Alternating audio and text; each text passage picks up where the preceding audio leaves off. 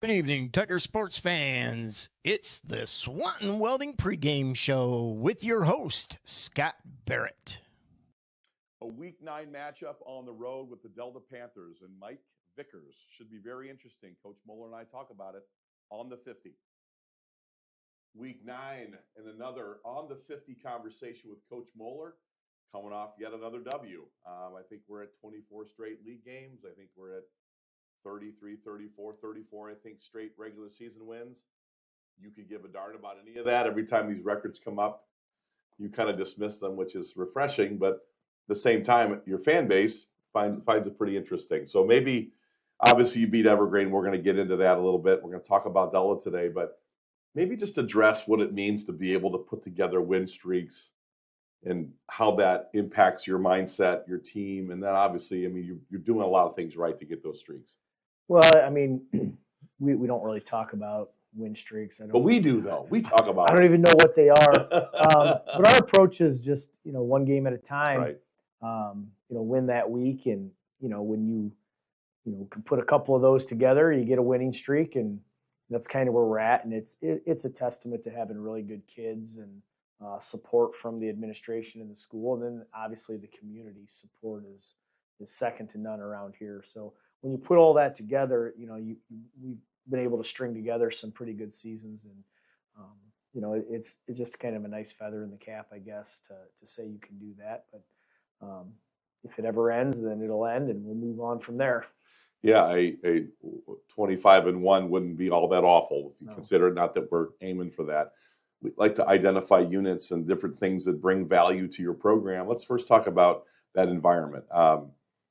Liberty Center's always, you talk to the old timers, you talk to the guys that played in the 40s and the 50s, they always had a very excitable crowd, very dedicated football community. But it just seems to have added a lot over the last, 15, 20 years. And with the facilities that we have and some of the technology we have, obviously Kip Kern Field and Rex Lindgren Stadium, it's an electric environment. And I think we were 99% win percentage over Evergreen kind of thing. Yes, you kind of felt like you could win that game. Everybody's showing up. Everybody's excited. Like it's a big Ohio State-Michigan game. Talk about that, the electricity of the crowd that supports you. Well, I think part of it's, in Liberty Center, small town, there's not much else going on. And as much as it's an event for football, I think it's a social event for students, for the community to get together. And, obviously winning helps that and it drives the excitement. But I think we've done a good job of involving the younger kids, with the youth tunnel runs and things like that. The student body does their themes for the week. I prefer they wear orange and black every week, but I would prefer that as well. They have their themes, Right. and that gets them excited. And then I think we're at a stage where you have parents, grandparents, friends. They want to come and see these kids perform. And then with the facility upgrades, we have such an awesome facility for football. And then the new lights with the excitement around the halftime and narco and everything like that. It's pretty neat.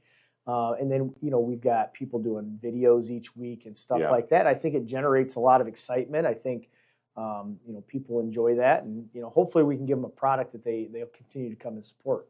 This is not your personality. You're kind of understated, your family, just hardworking, working class people.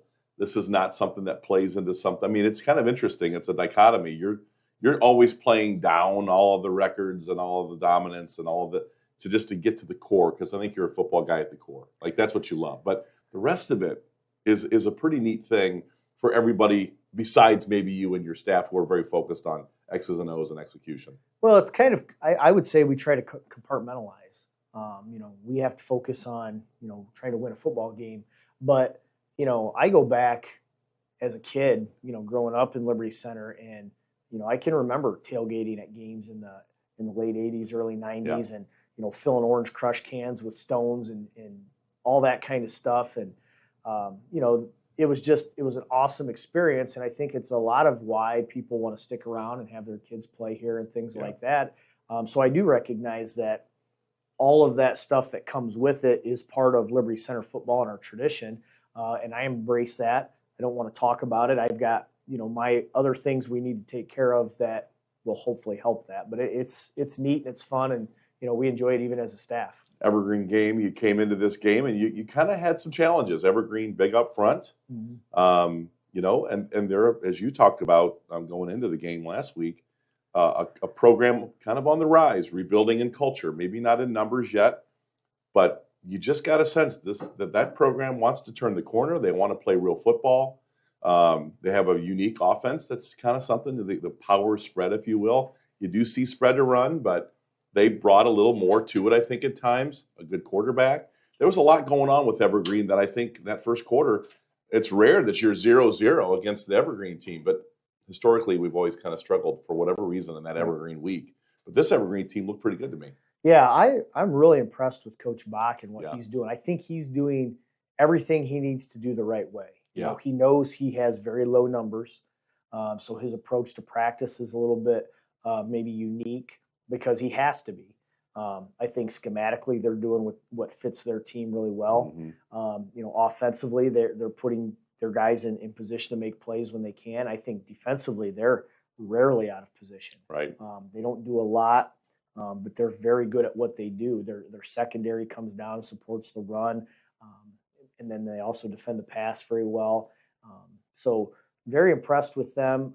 You think about, it'd be kind of a scary team if they had 50 to 60 guys and could, maybe have a little bit different type of practice and even more athletes and depth. But, he's doing a really good job, and they gave us some problems early on, especially. Yeah.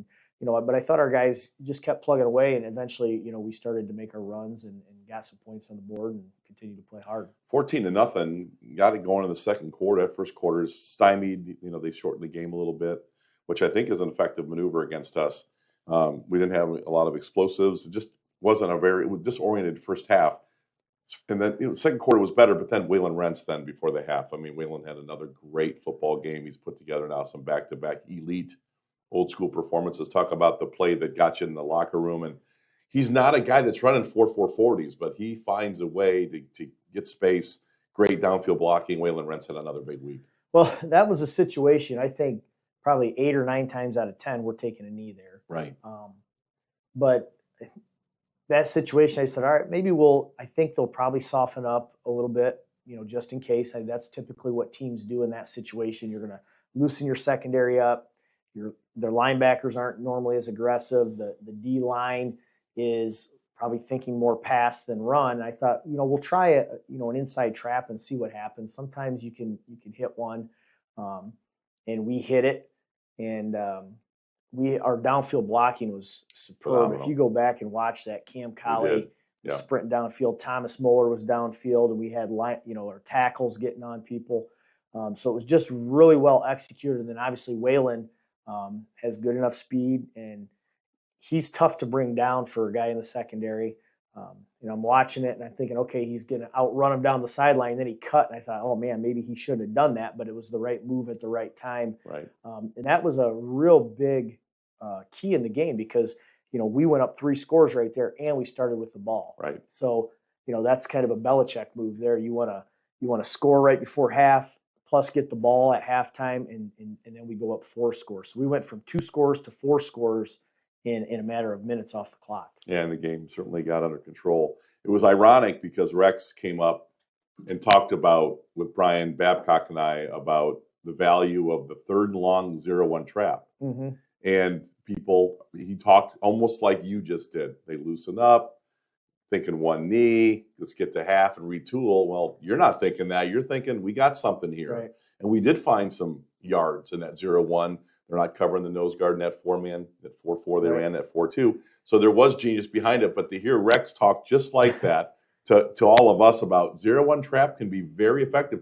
How many times in your career, while you coached, Rex calls a 0-1 trap for big yards and sometimes touchdown yards? That's a huge influence on that call because I've seen him do that enough times that it's hit. You don't always score 80 yards, but it hits for big plays. And what's funny is our coaches in the press box started coming down. They didn't think we were running a play. And they're looking around going, why is the crowd cheering? And we got in there and said, we completely missed that play, had no idea what happened. But and that's part of the reason for that call is most people don't expect that. Right. Last play of the half, you're going to run the ball right up the middle. So sometimes it's better to be lucky than good. talk a little bit about your special teams. And obviously this week, a little bit different. Brian Hefflinger's had a great year in special teams. Certainly Paul Amstutz was a good one as well. You've had some good special teams coaches, but one of my personal heroes in your family, Chad Hefflinger, going through some health issues, and Brian is plugged into his dad. We're all thinking about Chad and hoping he's continued it. But Brian was certainly not focused on anything but his dad. And so how do you're getting such good performance out of your special teams across the board? And we'll talk about Ian a little bit later in this show. But talk a little bit about, you're missing your number one special teams guy who's really driven a lot. How did you evolve this week to try to cover for Brian? Well, I felt like, it was my responsibility. I kind of took over, but Brian has it set up where it almost runs itself because of the way he has prepared these kids. They know the routine that we go through each week for special teams. They know the reps that we're going to get, first unit to second unit. And so that was easy because the kids already knew it. He had it set up.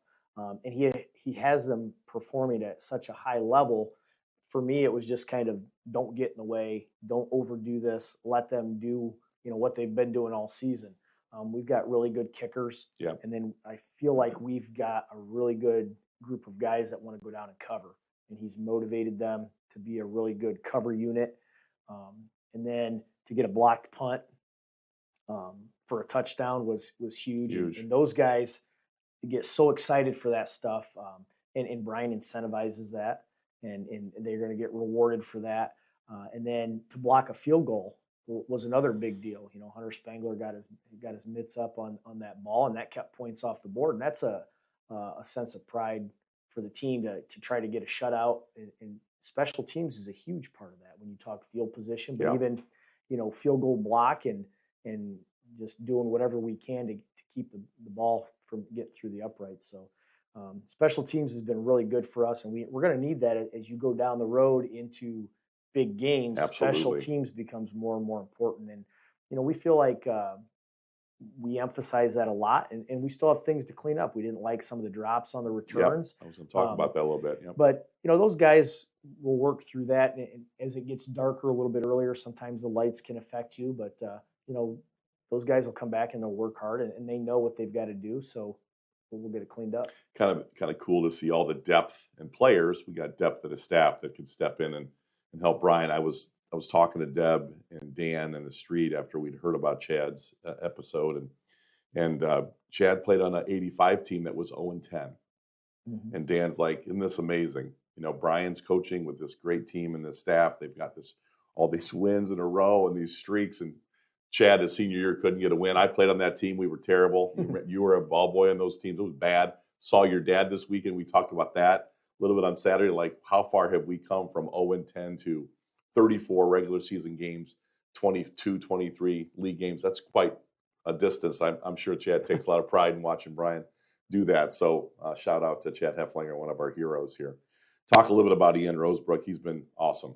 Very quietly accumulating all-time scoring potential records, starting to threaten some of those things statewide.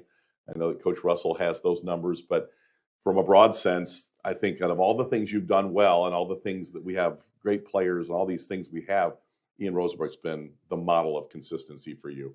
Yeah, and he's a great example of just development. Yeah. As a sophomore, he kind of came in and had potential. But as much as kicking can be physical, it's mental too. And he's really gained confidence and worked through, being mentally tough in situations where, maybe you miss a field goal or maybe you think, I don't know if I can get it there. But his consistency and confidence has really taken off each and every year. As a sophomore, didn't always know what you were going to get. As a junior, was much better. And as a senior here, he's been rock solid. And it actually increased a little bit of his role. He does more kickoff because of a groin issue with Max Walker, and has stepped into that role and done a phenomenal job. So he's just worked extremely hard. And it's not like a situation where he just, well, I'm a year older, so I'm better. He's at practice every day. He can be there. As a dual sport guy with soccer, he's managing that. But if he can get to practice, he's there. He's kicking. He's working. And that's why you've seen that consistency get better and better, is because he's put the work in, and he's very much a part of this team and very, very valuable. It's funny. There's a lot of things. Each coach has their own characteristics that they're looking for and demand. And yours is one is trust. You have to trust that kids know what they're doing, that they're getting their work in. And I think he's done that. He's earned your trust over a long period of time. And I think that's why you have so much confidence in him. You've got a lot of trust in him. Well, I think absolutely. And I think if you show confidence in a kid, they're going to be more confident 100%. And you're going to get better performance out of them. And so, I'm not afraid to put him or Max Walker or anybody in a situation where we're asking them to, make a play for us that we need, because if I show that confidence, then, we're going to get probably better results. I feel like we can talk about Max Walker for a good long time. He's won some games around here over the years. Let's briefly get into Delta before we conclude our show. This is Mike Vickers, his third act at Delta. Every time he goes back, he gets these kids excited, and Delta's played some good football. I think they're showing some wear and tear as we get down the stretch a little bit, but man, they have played well. Mike's an inspirational character. He's had great seasons at Genoa and places he's been, Swanton. They've been a thorn in our side, and they want to play football. They're physical. They want to do the right things. Talk about Mike Vickers and Delta this week. Well, Mike's record speaks for itself. He's a phenomenal coach.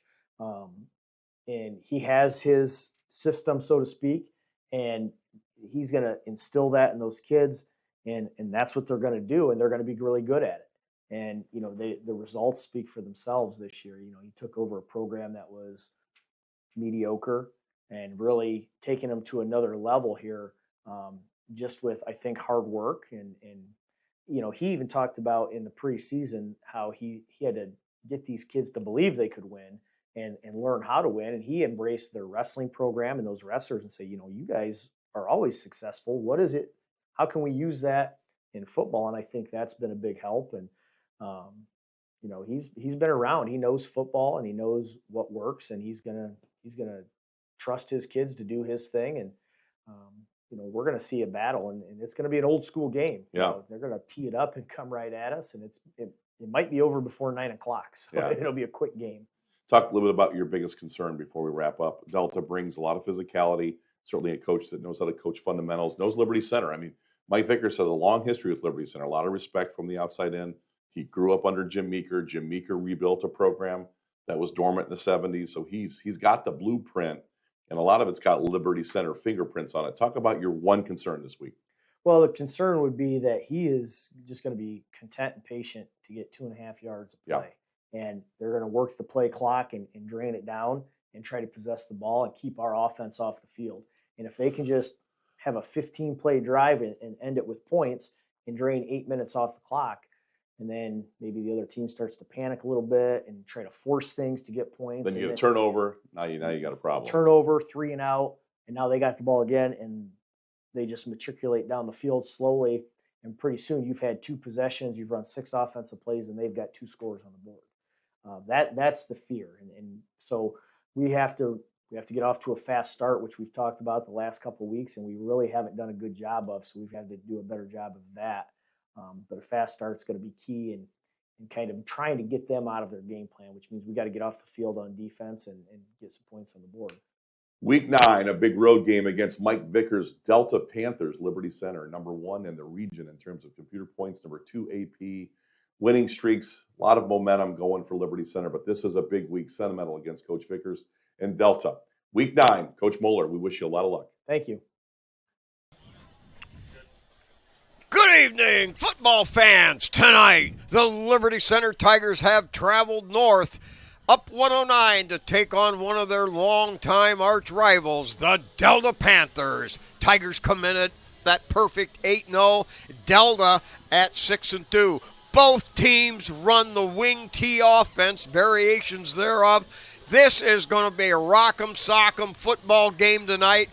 It's 62 degrees. There's barely a breeze. A super night for football, as good as you'll ever have. Scott, what is going to happen tonight? What is going to be the immovable object versus the irresistible force? Well, you might want to get your snacks and eat them quick, because this game and this clock's going to get away. Both teams like to play power football, and you know this as well as anybody. The head coach at Delta, his third stint with the Panthers, Mike Vickers, is back, and wherever Mike goes, he's an infectious, charismatic leader. Kids believe in what he's doing. This Delta team started off the year hot, winning I think 4 or maybe 5 in a row. They've bogged down here late with some injuries. They're young, but Coach Mike Vickers currently 197 and 121. He's 3 away from a Hall of Fame 200 wins. Wow.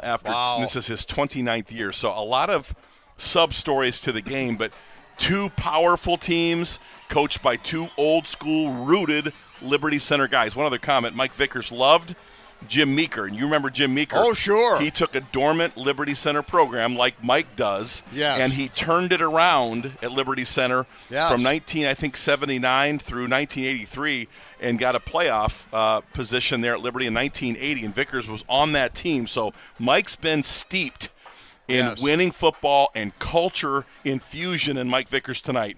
You'll see a lot of Mike Vickers tonight, and you remember Mike Spike. You've been around a long time. Mike Vickers and I played on the same softball team for 3 years. Very intense, very a leader. He was great to play for.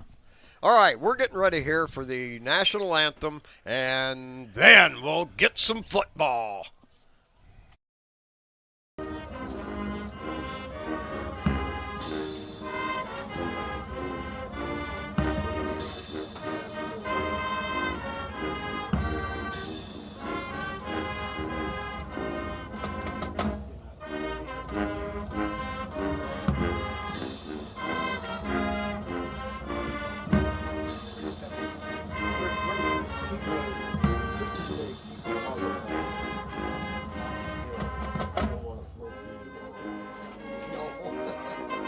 I got him.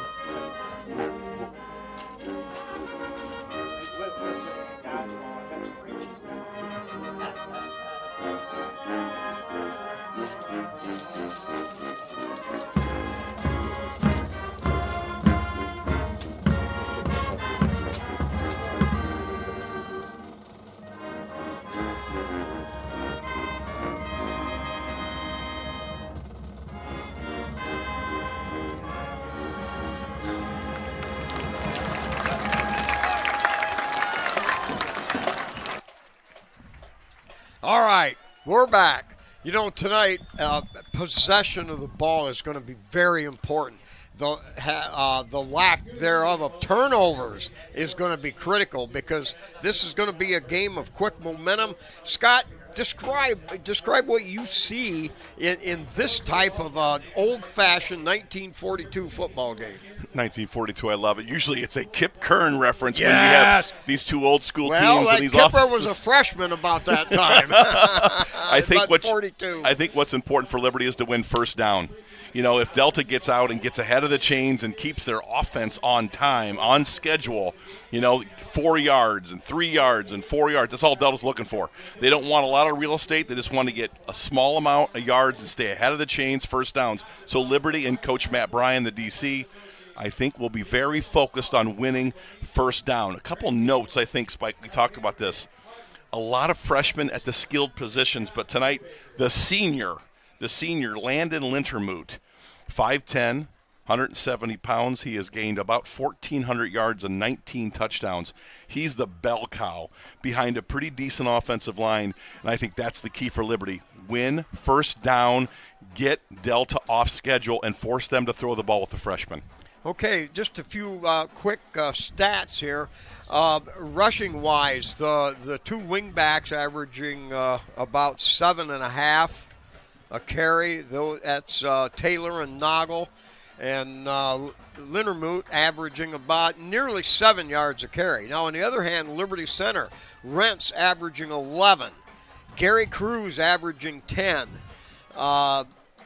Thomas Moeller, 7.5, and Grady Miller averaging 10 yards on a scramble. So there may be an edge there, but I credit that as much to our offensive line as I'm not taking it away from their skills because this is the same kind of averages that the Cruz boys had last year for Liberty. Well, I think you bring up a good point. Our offensive line's been outstanding. It's been outstanding for a long time. Nick Miller leads that offensive line. Brad Howe and Todd Spangler also contribute. Those are top-line high school football coaches. I've seen a lot of victories, and they do a great job with our offensive line. Here we go. Max Walker approaches. A line drive, long, high kick. hits on the 2-yard line into the end zone, and no return. So Liberty Center does their job right off the bat. Max Walker, thunderfoot. Delta tonight, Spike dressed in black. So I told you that Mike Vickers is a culture shapeshifter. Yeah. And part of that is we're going to put on the black and we're going to play like a bunch of tough guys. And I think Mike Vickers is a tough guy, and I think he wanted to send a message in his uniform that we're here to play football. All right, Liberty Center with white jerseys, orange pants. Delta black jerseys, white pants. And they come to the line of scrimmage with a wing set to the right. Give to the second back, right up the middle, and stop there. Let's see. Kyler Kern on there. Kyler Kern, yes. Wearing 69. And 19, Waylon Rentz, Liberty's defensive line spike last week. After a shaky start, really got after Evergreen's offensive line and stopped their run tonight. I suspect this line will be ready to go. Yeah, and Liberty, like we said, needs to get off to a good start. That's very obvious, but we've sometimes had trouble in that opening quarter of games this year. All right, second down, 8. Give on a trap. little, there it is. Yep, straight up the middle. Running room gets away at the 40. Only one man left has got a chance, and Grady Miller runs him down at the 25-yard line. But a 47-yard gallop. Wow, just a quick breakthrough, and boy, that's what we got to worry about. That happens so fast. Wow. Landon Lintermoot on the 0 trap. And Mike Vickers knows how to call a game, and he saw it soften a little bit in there, got a good block on the nose guard. And a big gain for Delta, and I told you they want to stay on schedule, and that's even better than staying on schedule. That's an explosive play, inside run. All right, that was a 53-yard dash right up the middle. Now Delta on the Tiger 27. Give to the second back around the right side. Tigers swarm to the football. Great linebacker punch, catching up and putting the stop to him. The defensive line for Liberty closed hard and stopped him there for 1-yard gain. Really important tonight for Liberty's linebackers to read their keys and stay disciplined. Stephen Brogan will be out of this game tonight. You'll see a lot of Max Walker, and you'll see a lot of number 18, Jackson Lonizak, tonight at linebacker. Yeah, Tigers have a great linebacker core. All right, gives off that right side. Not too much running room there. Maybe a yard, and that's it. Liberty puts a stop to him. Defensive line, good job. Looks like Hunter Spangler. That's, when you see inside power run, you want those defensive linemen to win the snap. That time Hunter Spangler won his snap, got the running back to the ground, linebackers filled as well. So nice tightened job there by the line. Good run fits by linebackers there. All right, now Delta puts a wide out to this wide side of the field. 3rd down and 7 at the 23 of Liberty. Straight drop now, looks, fires out there, and picked off! Liberty Center with an interception! Woo. That's going to be Garber. Great read. Blake Garber has got great hands as a receiver. That time read the play, jumped the route, stepped up, and that staves off the Delta Panthers' jaunt into Liberty Center territory. Tigers will take over at the 14-yard line. Big stop. Great job by Garber. That's play action pass, but that's a freshman. That was a very athletic move by Garber to get the pick, and Liberty stops them. They'll be inside their own 15, but Delta was on the march. Good job by the defense there. All right, Tigers line up in an I formation. Miller under center, and it's like Gary. It looked like somebody jumped. Yep. Well, again, these penalties last week, and we've seen them on these slow starts, that they get Liberty. They want to be on schedule as well, and 1st and 15 ain't going to do it on a false start. Good to see Garrison Cruz back in the lineup today. He's wearing a knee brace. But, I think Casey Moeller gets really frustrated, when he's trying to run a clean offense. You're already inside your 15, and now you've jumped and created a 1st and 15. All right, 9.5 minutes here in the first quarter. Liberty Center now with a 1st and 15 from their own 9. Give off that left side. Rentz powering forward. He'll grind up across the 15 to the 16. Gain of 7. So the Tigers get about half of that penalty and then the yardage back. So they're looking at a 2nd down and 8, we'll call it. Delta's going to sit in a 5-2. That means 5 linemen, 3 with their hands down, 2 stand up, outside linebackers or defensive ends, 2 linebackers right behind them. Old school football from Mike Vickers. That's right. You got 8 men up in the box. Now play action. Grady back. Has a receiver out there. Wow. Now that's picked off at the 40 or at the 30-yard line. Delta bangs around, returns it, and they're sitting in the catbird seat right now. They'll have the ball around the Liberty Center 25-yard line. Yeah, not open. Not a good choice by Grady. And you talked about it, Spike. Liberty's been working on the passing game because they know as the playoffs approach, they're going to need to be able to throw the football. But number 2, Alex York, 6'1", junior, just basically ran the route, cut it off with a big interception, and Delta's back in business. All right, just under 9 minutes here in the first quarter, and each team now throwing an interception. Delta with superior field position at the Tiger 24. Tight formation with the wing left set. Give to the first back, and there ain't nothing there at all. Wham! That's a smackerino. No gain on the play. Liberty doing a great job now. Interior run after that big trap. You know, I think that snapped our D-line into place, and really good job again. Hunter Spangler, Kyler Kern, right on time, no room to run, second and long. Now Delta, as we talk about being on schedule, they don't want to be 2nd and 10 with their running offense, but they are. All right. There happens to be a number 63 as a linebacker out there. That is Steve Brogan in the lineup. All right, they give to the second back, bounces off one tackle, tries to string it out. Liberty Center chases, finally pushes him out of bounds inside the 25-yard line down to the 22, and I think he'll only come up with about a 2-yard gain after running about 40 yards to the sideline. I'm going to blame that on Nick Miller. We talked before the game on injuries. Last week, I said Steven wasn't going to play. You can't keep that man out of the lineup, and that was a run blitz by Stephen Brogan. Wow. He blew that play up and allowed our defensive backs and our outside run support to get there and make a play. Steve Brogan did not take one practice snap all week. What a man. What a Tiger defense. All right, 3rd down and 7. Now a little dash around Fleetwood, and they're going to throw him for a loss in the backfield. Wow, they tried to run almost a variation of the Statue of Liberty, and they're going to throw him for about a 6-yard loss. That's going to bring up 4th down now. Ball out at the 27-yard line, so it'll make it 4th down and 13 for the Panthers. Great play, disciplined in his job. Blake Garber brings him down on the open field for a tackle for a loss. Good job by number 14, Blake Garber. All right, now Delta goes with 3 wideouts to the wide side of the field, 2 to the other, empty backfield. Sets up the throw, and we've got a whistle that stopped the clock. Yep. We've got a procedure penalty on Delta. Scott, that's a key. 5 more yards makes it 4th down and 19 to go. Well, we've noted 2 turnovers, and neither of these teams, quite frankly, like to have to pass the ball. They'll throw it in their comfortable moments, but when they are pressed to throw, both teams have struggled all year doing it. Delta threw a pick on their first drive, and then we come back and throw a pick on our first drive.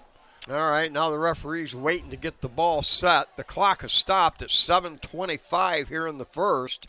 We'll try to get you the time quite often since we're only on audio tonight. Of course, the game can be viewed on the Tiger Sports Live website as soon as this game ends. We can have it within a minute or two and have it right on the air. You might want to watch a quick kick because it's very rare that Coach Vickers puts his quarterback in a shotgun position. This is not an official punt-looking formation, so be aware anything can happen here on 4th and 19. All right, quarterback with 4. You get timeout. Now a timeout. So at 7:21, Delta calls a timeout. They've got a 4th and 19 at their own 32, and no score in the ballgame. I think it's Liberty's 32. Is that correct? I'm sorry, Liberty Center's 32. They're in the Tiger territory. So this looks like Coach Vickers was looking at what Liberty Center, how they would line up to see what was available to him. But again, Spike, we talked about it. I mean, and not to be critical too much about a freshman, but you've got a freshman throwing the football around out there, and it's a difficult thing. That's why he wants to run the football with Lindermuth. That's what they do. You've seen how effective they can be. But I do think Liberty Center has swung the pendulum back to controlling the line of scrimmage after that first run or two. And Right. You've So far, yes, we have owned the line of scrimmage. Yeah, after that a couple different runs that looked pretty effective, Liberty has battened the hatches down, and I'm sure Coach Nick Miller has shared a piece of his mind after that trap. But again, the freshman, Emmerich Freeze, looks like a pretty good athlete, but if Mike Vickers had his druthers, it wouldn't be throwing the football around. No. So each team now has suffered setbacks and had to play with long chains. So they're in formation, a double wide out to either side. Quarterback out of the gun. Two-step drop, looks, fires it out there, high floater, and that's going to be incomplete. Super coverage down there by Grady Miller. That's one thing the Tiger defensive backs, snipers, have done a terrific job all season is in pass coverage. Well, Grady has been a lockdown corner, just a unique athlete at 6'3", approaching 200 pounds, but really explosive, but even better, high IQ, very long athlete, and very difficult. He's shut down a weapon after weapon in his career from the corner or the slot / safety position in his career. Okay, 7:16 to go. The Tigers come out. Now they shift. They move over with the tight end right, wing right set. Two in the backfield. Give to the second back. Looking for a hole. Not much there. Dives over the top of a tackle up to the 35, we'll call it. Gain of 3 by Moeller. Gain of 2, actually. In Garrison's absence, we've gotten good carries from Thomas Moeller, and he's been very productive. Excellent. He's got excellent vision and good feet. So, you're going to see Thomas get the ball quite a bit. Of course, Whalen will be the bell cow, but Thomas has been very good for us. All right, Tigers out of the gun. 3 wideouts. Miller has time, throws it over the middle. Wide open. Let's see. Hammondtree out of his tight end position on the left side just did a post route right down the middle of the field that just overshot him. That ball needed some touch. He was wide open, no one within 15 yards of him. If Grady puts a little touch on that ball, that's a big explosive in the passing game. Again, you were at practice this week. You saw Liberty do a lot of work on the passing game. I think a lot of work. Casey Moeller is aware. We need to have it. All right, now Tigers have Grady out of the gun. 3rd and 8 with 6.5 to go. Grady rolling left, has time, throws out there, got a man caught. That's going to be a first down yardage on about a 17-yard gain right up close to the 50-yard line. Nice little design, roll out to the left. He sets up nicely, gets his shoulders properly squared up, and Blake Garber with a nice catch with the hands. And now that's the kind of timing pattern, hookup that you want to see to convert a first down when your back's against the wall. Really good job by Grady. Yep. Excellent catch by Blake. Garber, an outstanding receiver. Now motion. They're going to give it to the motion man, Cruz. Cruz off the left side, pounds off one, still going, dragging and pounding, still breaks away for more yardage. It ends up being a 20-yard gain. Looks like we got a flag on the play. It's going to be holding against Liberty on the far side. Oh, boy. Hey, guys, I'm sorry to break in here, but the NFHS system here at Delta is down and inoperable. They have given us permission. We're going to turn our YouTube stream on. So if you're out there listening, you can go to our YouTube stream and you can pick the game up live. They've just given us permission to activate that. So we'll be bringing you this game. We're going to try to get our website to convert over, but you can go to the you can go to the YouTube channel. We'll post the link on Facebook, and you can watch this game live. And what a great choice there by the athletic department here at Delta. Okay, the line of scrimmage was Liberty Center's own 48. They gave it to Cruz on that, coming from his wingback spot, cut it up, and then kicked to the outside. Had about 10 yards of grinding and grueling stuff, kept breaking tackles, ran for 10 more. But then there's a stinking, rotten, no good yellow flag called against the Tigers for holding back at the line of scrimmage. Well, that's a preview of what you're going to see when Waylon Rentz graduates. Garrison Cruz has got a lot of juice, a lot of power, and maybe a skosh more speed, breakaway speed, because Well, you saw patience there, and then he really finished that run. And he's coming off a little bit of a knee sprain, so it was really good to see Garrison drive through those tacklers. And, man, he was impressive on that run. Now, I'm not sure. Is it from the spot of the foul? Because we have a first down, and Spot of the foul. Spot of the foul. So it must have been downfield. Yeah, it was right around the 40-yard line. Oh, Spike. it was down on the far side. Right, down. That's where. Well, and that's where he got his yardage. And I don't know that the holding really mattered because Garrison was in the hole and got up the field pretty quickly. Okay, 6 minutes left here in the first. Tigers overshift to the right side, wide out to the far side. Miller under center. Now play action. Got a man out there. Cruz catches it at the 35. It's a foot race now. Adios, Heads for the amigos. corner. He's into the end zone. It's a Liberty Center 52-yard touchdown pass. You know, Casey Moeller is moving the pre-snap, the kind of the pre-snap formation, loosened up the coverage a little bit. You saw a shift. You called the shift. You were exactly right. And that gave a little bit of a coverage opportunity for Casey. And, great throw there by Miller. Excellent hookup on an explosive. Again, a lot of passing. You see the theme. You worked on it at practice. They've come in and they're going to pass the football tonight. Grady Miller, great job. Garrison, great catch. Kick on the way, and it is good. Fitzenreiter the snap. Crimebrink the hold.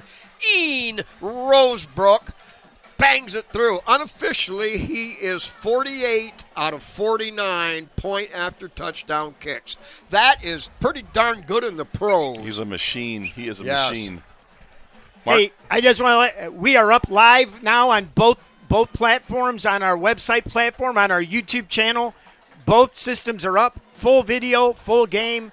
We are turning back. We're going to turn on the replay system here. We had it turned off just because we didn't want to overload things. But we are now full boat, people. So great opportunity here that the athletic director, Delta, what a great guy, just said, Mark, go ahead. We're having trouble with our stuff. Certainly Casey Moeller, doing a great job in some of those pre-snap formation, Spike, and he saw an opportunity, and I think Delta gave it to him. Once that formation switch, a little bit of a crack opened up on that passing game, and Delta looked lost. There was definitely a coverage breakdown for Delta there, and Grady with a great throw. That one had some air. That was soft, very catchable, and Garrison, Cruz, good to have him back in the passing game. I love explosives from us in the passing game. Going to need that down the stretch. By the way, Garrison Cruz is averaging, he's only got 8 catches on the year. We don't throw a lot. Wait, we don't throw much? That's a revelation.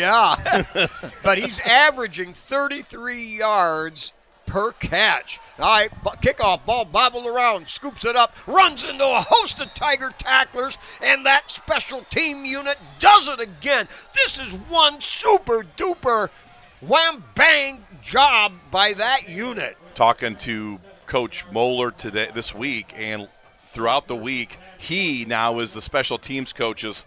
Brian Hefflinger's with his dad, Chad. We want to send a shout out. We're praying for you.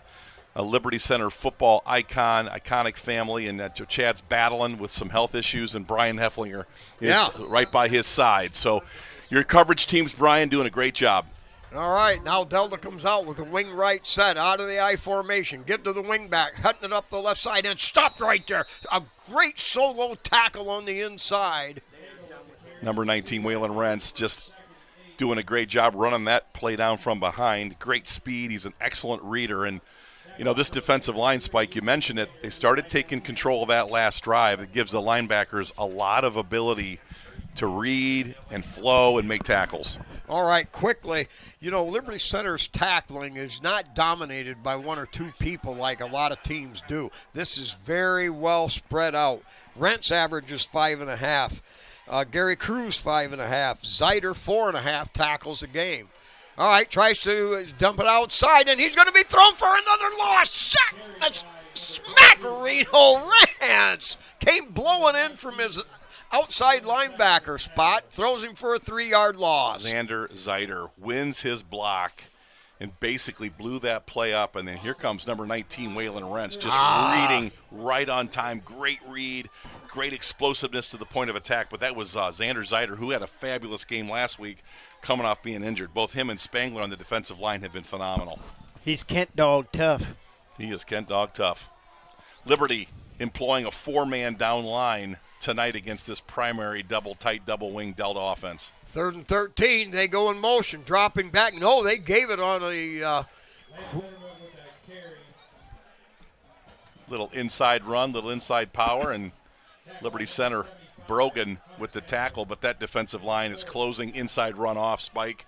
And you notice there, 3rd and long, they didn't let the freshman throw it because they didn't want to turn it over inside their 50-yard line. So Coach Vickers identifying his team, what he can do, he'll take the punt. Yep, the field position now has reversed itself. 2 big plays by Liberty did that. Now the punt, high wobbler. That's going to come down right at the 50-yard line. Couple quick little moves.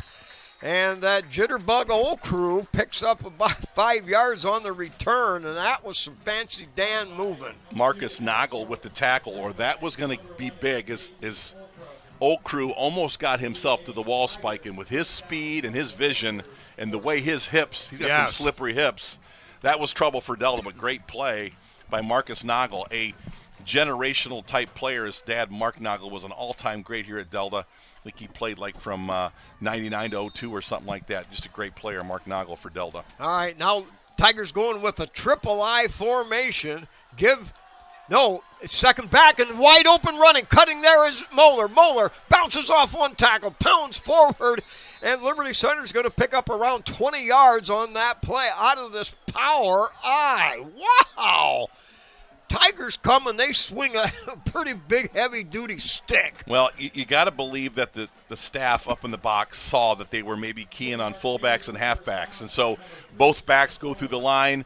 Delta jumps on that. Third back gets it. Great cut. Moeller with big yardage. All right, ball on the 27-yard line. Now wing in motion this way. Give straight ahead on a power or a quick hitter. Rents barks off one. Still going and grinding. Pounds off another tackle and belts his way forward for 14 yards. And the Tigers pick up another first down. That is just big boss man inside running by Waylon Wrench. You've seen it all year long. Man, that was impressive. Delta injury, but Waylon Rentz, he likes to run inside. He's looking for color, isn't he? He's the guy that I talk about. He's bloody and sweaty and drool running out of his mouth, and the muscles just bulge, and his eyes get big, and he just wants to smack somebody. You know, this reminds me of that old farmer with his shirt off with a 2x4 over his shoulder ready to stomp somebody out, boy. Waylon Wrench is a throwback player. You have seen these players over 60 years in this program, Spike. He's as good as against. We've had some players. We talked about some throwback running backs. We talked about Cordes. We've talked about those big rugged backs, Keith Kern, Tate Slee, just guys that love to bang it up in there. Rex talked about running to daylight. I think Waylon Wrench, he likes to run to color. He just runs. He's just running. He just running, boy. Yeah, forget that daylight. I want to run over somebody. I want to drive their Heidi right into the Hoonie. So many yards after contact. Waylon Wrench, just impressive. All right, Tigers first down and 10 at the 12-yard line. Moeller offset to the right. Now motion again with Cruz. Cruz takes it, handoff, looks, picks his way through, now drives forward. He'll pick up about 7 yards on that run. So the Tigers setting real pretty now down there around the 6-yard line. Caden Kreinbrink has been at quarterback for a couple snaps, and last week threw a dime for 40 yards. Oh, yeah. To Garber. What was fabulous throw right down the sidelines. Again, a great formational adjustment by Liberty. 4 receivers, one side. Garber beats him down, and Kreinbrink puts a dime on him against Evergreen. All right, Cifuentes in the group. Now power off that left side. Moeller's twists and turns, driving his feet, grinding down there close to the goal line. No signal yet. And they say he is down at the 1-foot line, I believe. Moeller, that was a fullback run if I ever saw it. A run off the side there. Giesecke was the tackle on side. Logan Cifuentes, Dippy. Guess where they're going? On that side. They're going to go behind Hunter Spangler, Hunter and Spangler. the Goose Giesecke. And you're getting such good play out of Clayton Seal, too. This Liberty Center offensive line is humming. Yep. Max Walker in it. Yeah, he's at a guard. Give straight ahead to Rentz, pounds his way through, stands up into the end zone. It's another Liberty Center Tiger touchdown. I want you to watch the way the Liberty Center offensive line pushed Delta, but then see number 51. Yeah. Number 51, you guys know him, Tyler Lay. He just finishes every block. He blocks to the whistle, and he might block a little bit after the whistle. Tyler Lay may be one of the most relentless players. He's a long line on this team. There are no heroes. There are no true standout guys that throw for 400 yards a game or they run for 300, but this is a blue-collar, Kip Kern type of football team. We've got about 14 Kip Kern style of players on this squad. I mean, this is tough stuff. Yeah, we talked about Stephen Brogan. We talk about Waylon Rentz. These aren't superstars of the NFL era where they're running for, like you said, 70, 80-yard runs. And these are bangers, physical. I love that. Blue-collar, lunch-pail guys. Oh, yeah. Yeah, old Kipper is looking down, and he kind of loves this stuff. Hey, let's shout out to Grandma Jean Kern, who now is able to watch instead of just listen tonight. My buddy Roger Meyer, who's in the home there in Napoleon. Ronnie Elling down there in Georgia. Paul Bossman and his boys, the Fire Pit crew, watching this stuff, enjoying their getting evening, to watch sitting it around the live. campfire. Watching it live. Yeah, live, baby cakes. All right, Walker, very effective. Averages putting the ball 2 yards deep in the end zone every time that foot smashes that ball. He is an absolute weapon. And, you talk about offense, you talk about defense, but Liberty special teams. And Paul Amstutz did such good work for so long, but Brian Hefflinger has brought it to another level. These guys are outstanding. A little pooch kick. They get it into no man's land. Ball bounces around, picks up the 20-yard line, and hit right away. Great coverage again by the kickoff team, fielding or holding that short kickoff to around the 25-yard line. Super job. Yes. Tigers lead it 14-0. Minute and a half left here in the first quarter. The only criticism you might have on occasion is these guys want to hit, and sometimes you want them to tackle. And I know that Coach Mueller is talking about tackle and get him to the ground, but I'll tell you what, Brian Hefflinger loved to hit, and these guys want to hit you. They may have paid the kicker to do that. All right, Tigers show a six-man front. Quarterback under center, pitch hard to the right. Nothing doing there. They got him in the backfield. Wow. Let's see. Mulder was hugging him. Who got that tackle? Right. Looked like Stephen Brogan possibly got in there. I mean, these guys, these seniors, Stephen Brogan is just an absolute animal. He's a lot like Lay in the fact that he wants to be super physical. But you know what? Stephen Brogan's been a phenomenal reader of inside runs. Yes. Him and Waylon Rentz both get downhill to the point of attack as good as any linebacker we've seen here in modern history. Yeah, that was Brogan on the tackle. Okay. All right, so Delta loses 2, second down and 12, back at the 25-yard line. Play action, back to throw, has to scramble. Big rush coming on. He's got to throw it away. He hits the referee down there about the 25-yard line. The defensive line, the linebackers, these guys are relentless. They're awesome. I mean, they are overwhelming. That throw was intended for number 6, Kate Lindermoot, and I'm telling you, Grady Miller erased him. There was nothing there for the freshman, and that was a wise decision to throw out of bounds. You're going to throw the football. Don't make the mistake of throwing an interception inside your 25-yard line. All right. The ball on the 26. Third down and 12 for the Panthers. They're going to give it off that right side. Nothing doing there, and he's stopped right away. No game. This is phenomenal. Hunter Spangler just overwhelming his block responsibilities and just getting into the tackle. I mean, he is winning blocks snap after snap. We saw that last week as well. Between him and Xander Zeiter and then everybody else that filled in on defensive line, they're winning blocks now. I mean, they're when you got defensive linemen making tackles, that's a throwback to Blake Lindgren and Schwab and Box. Oh, yeah. Those guys could make plays and tackles. They were so good. All right, back in punt formation, standing at his 10-yard line. Snap picked up. Low line drive. That's going to go end over end. Bounce once. Picked up there by Colley. Colley tackled almost immediately. Didn't have much of a chance. Good coverage. But the Tigers' field position really good. They're sitting there at their own 46-yard line. And that's the end of the first quarter. Tigers on top, 14-zip. Tiger Sports Live would like to thank its 2024-25 title sponsors: KK Collision, Meyer Badenhop Insurance, Affinity IT Group, Swanton Welding, P's and Ello's Pizza, Ohio Asphalt Paving, Davis Farm Services, Holgate Metal Fab, and the Gerald Grain Centers. We appreciate you guys. They support us, so please support them. Pretty smooth. Yeah, the more we can get linemen and stuff. All right, we're back. Here, end of the first quarter, Liberty Center 14, the Delta Panthers 0. And again, if you're out there, we are live video and audio. I know we started out with the audio only, but gained permission due to some failures of the NFHS system. And we're fortunate to be able to bring you this game. So, all right, now the teams switch ends, so the Tigers will be going from right to left. They'll be heading to the north. They come out, Garber spread out wide to this wide side, the Delta side of the field with a wing right package.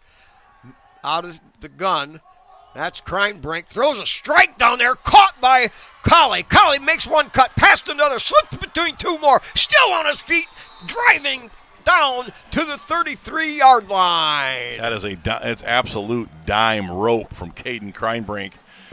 Good job. Nice comeback for Cam Colley as well. Then he gets in the open field and makes guys miss. But that is a rope by Caden Kreinbrink. That's what he does. Wow. He throws a good-looking ball to his left.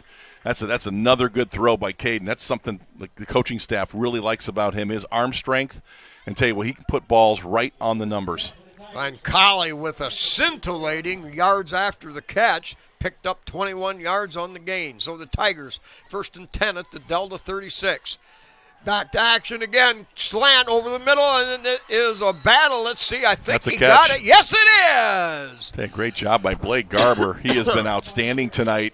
He had to go down and get that. That was a good ball. Caden Kreinbrink threw that ball where only Blake Garber could catch it.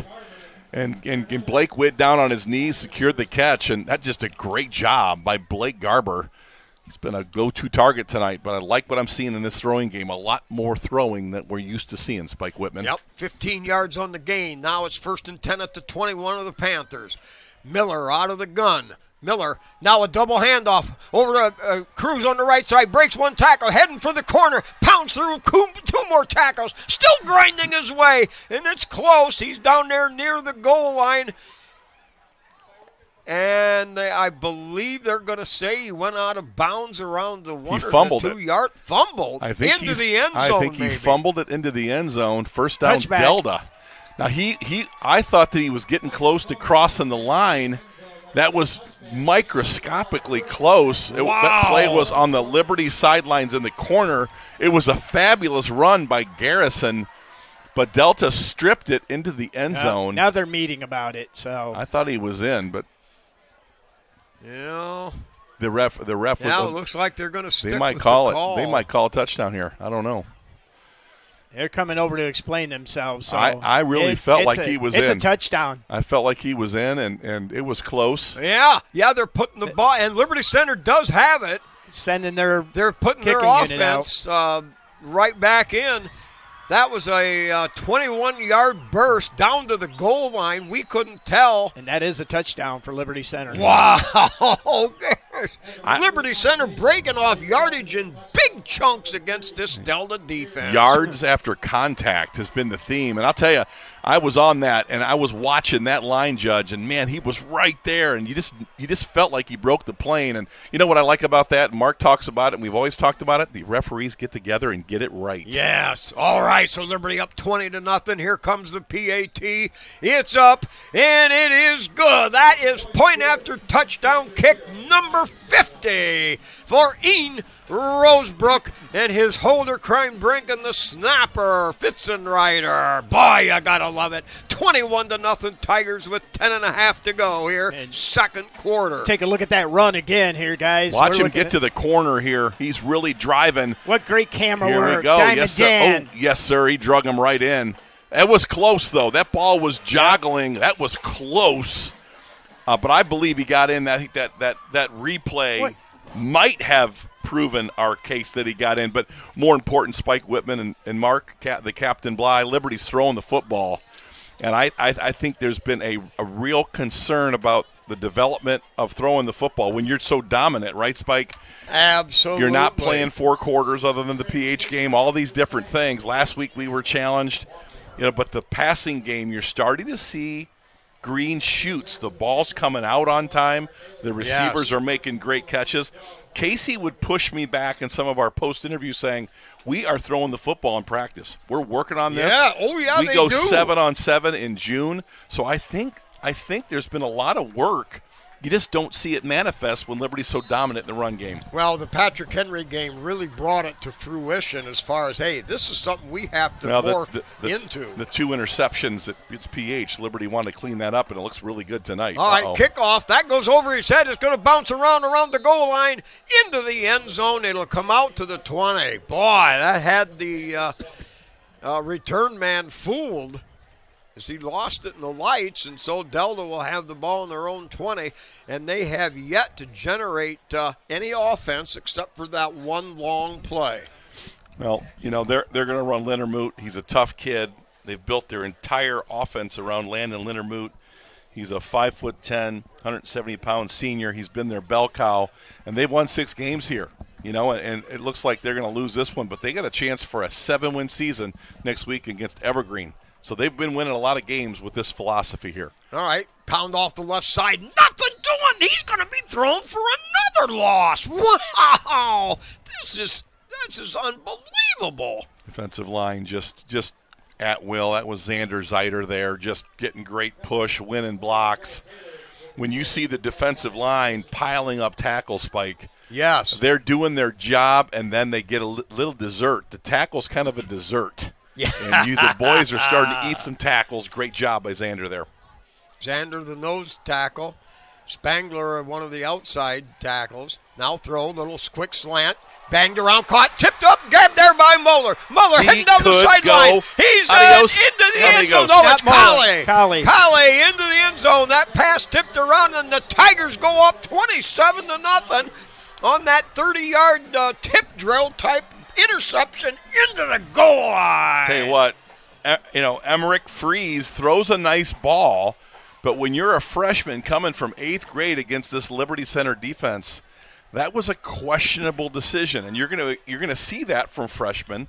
But Mike just felt like he needed to put him in shotgun and gave him a chance because this run game, Liberty's defense and defensive line has been so dominant, Spike, they've had to try to throw the football. 2 picks, that time a touchdown. All right. Flag on the play. I think we moved. Yep, somebody moved. So the kick will be replayed here. And why not? To give Rosebrook a look at more of a field goal type kick here. It's worth noting that Mike Vickers is 197 and 121 in his 29th year. Wow. And this guy won big time at Genoa. He won here. He won big time at Swanton. Mike Vickers is putting together a program. Kick up, and that's long enough. It's high enough. It's good. Hey, let's take a look at that interception touchdown one more time. Tip drill, off of 2 Delta Panthers, and there's senior Cam Colley, and he knows how to take it to the house. Last year, he had a couple of those puppies. Great job and a great read by Cam. Well, and a great block downfield, Garrison Cruz. As soon as that ball was caught, boy, he turned and ran looking for a block. And that's another thing the Tigers stress so much, downfield blocking. During the film sessions, they go over it and over it. I mean, they cover about 1,000 other minute details about shoulders and and hip twists and everything else. But, boy, the downfield blocking, and we saw more evidence of it right there. Hey, we got a couple things going on tomorrow. The Delta Panthers JV team will come, and we're going to do our first fully automated non-broadcaster broadcast tomorrow. It was just something we're trying. We'll bring that to you live, and then our cross country's at districts tomorrow out at Leader, so good luck to them. And as they try to move on. Liberty's dominance up front at the line of scrimmage has put Delta in some compromised positions and put the ball in a freshman's hand, and Liberty's defense has just dominated. 2 interceptions, 1 for a pick 6. Liberty's defense is on fire. Another pooch kick, and that's going to bounce around. Finally picked up at the 15-yard line and return right into the teeth of the Tiger kickoff special team, and Delta will start again right around their 20-yard line. I mean, Liberty Center does such a good job. I'm just amazed every time I see it. Coverage and they've teams. had plenty of practice. Liberty scored over 50 touchdowns. Well, this Casey's year. talking about the number of snaps his special teams guys get. Maybe not punt as much, but extra point, certainly kickoff. So Liberty gets a lot of reps. Those kids get a lot of opportunities on specials. Okay, Delta comes out now. Full house backfield. Give to the first back. He'll pound forward, maybe get a yard, and that's about it. Delta just hasn't had much offense at all, except for that very early quick hitter right into the center of the line. That trap went for 60 yards, and other than that, their offense has been stymied by the Tigers. It's been the defensive line of Liberty Center just dominating right off the snap, no matter who you put in there. Liberty's just dominated up front. Kyler Kern in there now, along with Zeider and Spangler as that defensive front 3. Kern has been such a wonderful find this year, too. Really improved, from last year to this year. Now we're going to get some procedure on the Panthers. I think left end and the running back spike moved, and that puts them at second, and 14, and that's just not where this offense wants to be. They're just Liberty's defense has kept them off schedule, and you just give so much credit to Liberty's defensive line tonight. Sometimes it's the linebackers, sometimes it's the corners and the secondary, but the guys up front tonight are just absolutely winning every snap. Yeah, very, very efficient, very powerful job. All right, 2nd down and 14 after that loss. Now give off the left side. He'll squirt out of there. He'll pick up the 4 yards they lost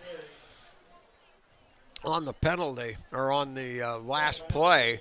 So now we're looking at about a 3rd and 10.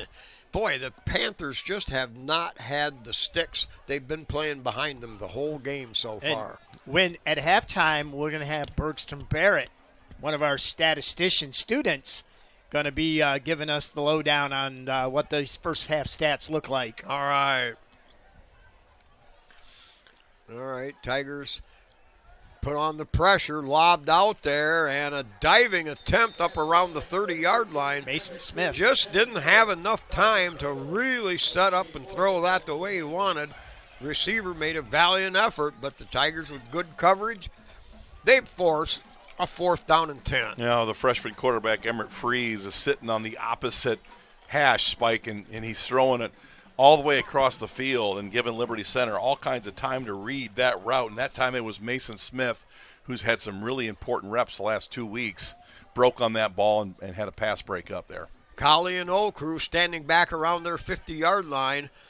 Olcrew goes back, grabs it, calls a fair catch when that ball started to sail. Wise choice there as he had to go back, catch it over his shoulder, much like an outfielder in baseball.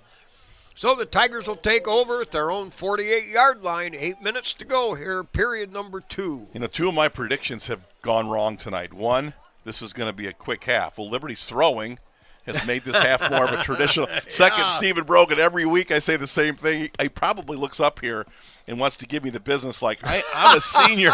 I ain't missing a snap. It's good to see 63 out there. We just got a cool Facebook post. Somebody is in Monroe, Michigan, and we just took over the entire lobby. Our game's on the screen. All right. That's awesome. Hello, Monroe. That's awesome. Tigers come out with a wing.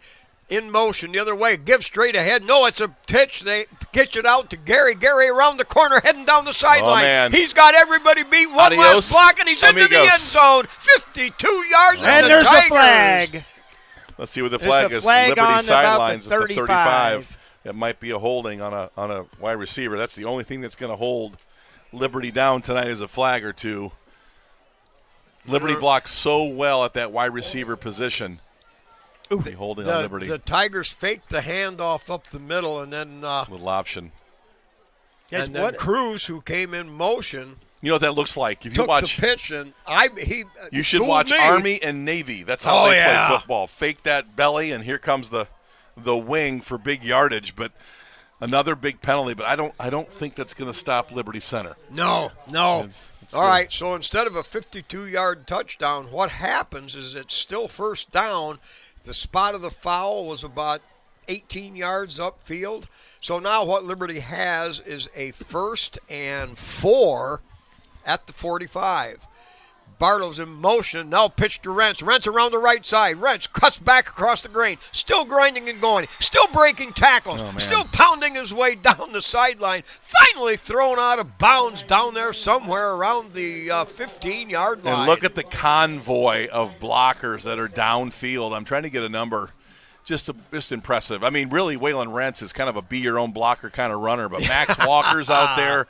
The Clayton Goose Seal, is out there. 71. Clayton Seal at center's out there. I mean, even Weimer from the opposite tackle, Kellen Weimer, who's had a fabulous season for a sophomore, he's out there trying to pick somebody up. It's almost like they get paid to block downfield, like they're on a payroll. All right, Tigers in the I formation, double wide out here. They're going to give it to the second back coming through there. That's Moeller pounding straight ahead. He'll get down around the 25-yard line. Excuse me, the 15-yard line. Thereabouts. We'll wait for the spot. That's going to be a little short of that. So Liberty with the ball in the 17, pickup of about 4 on the play.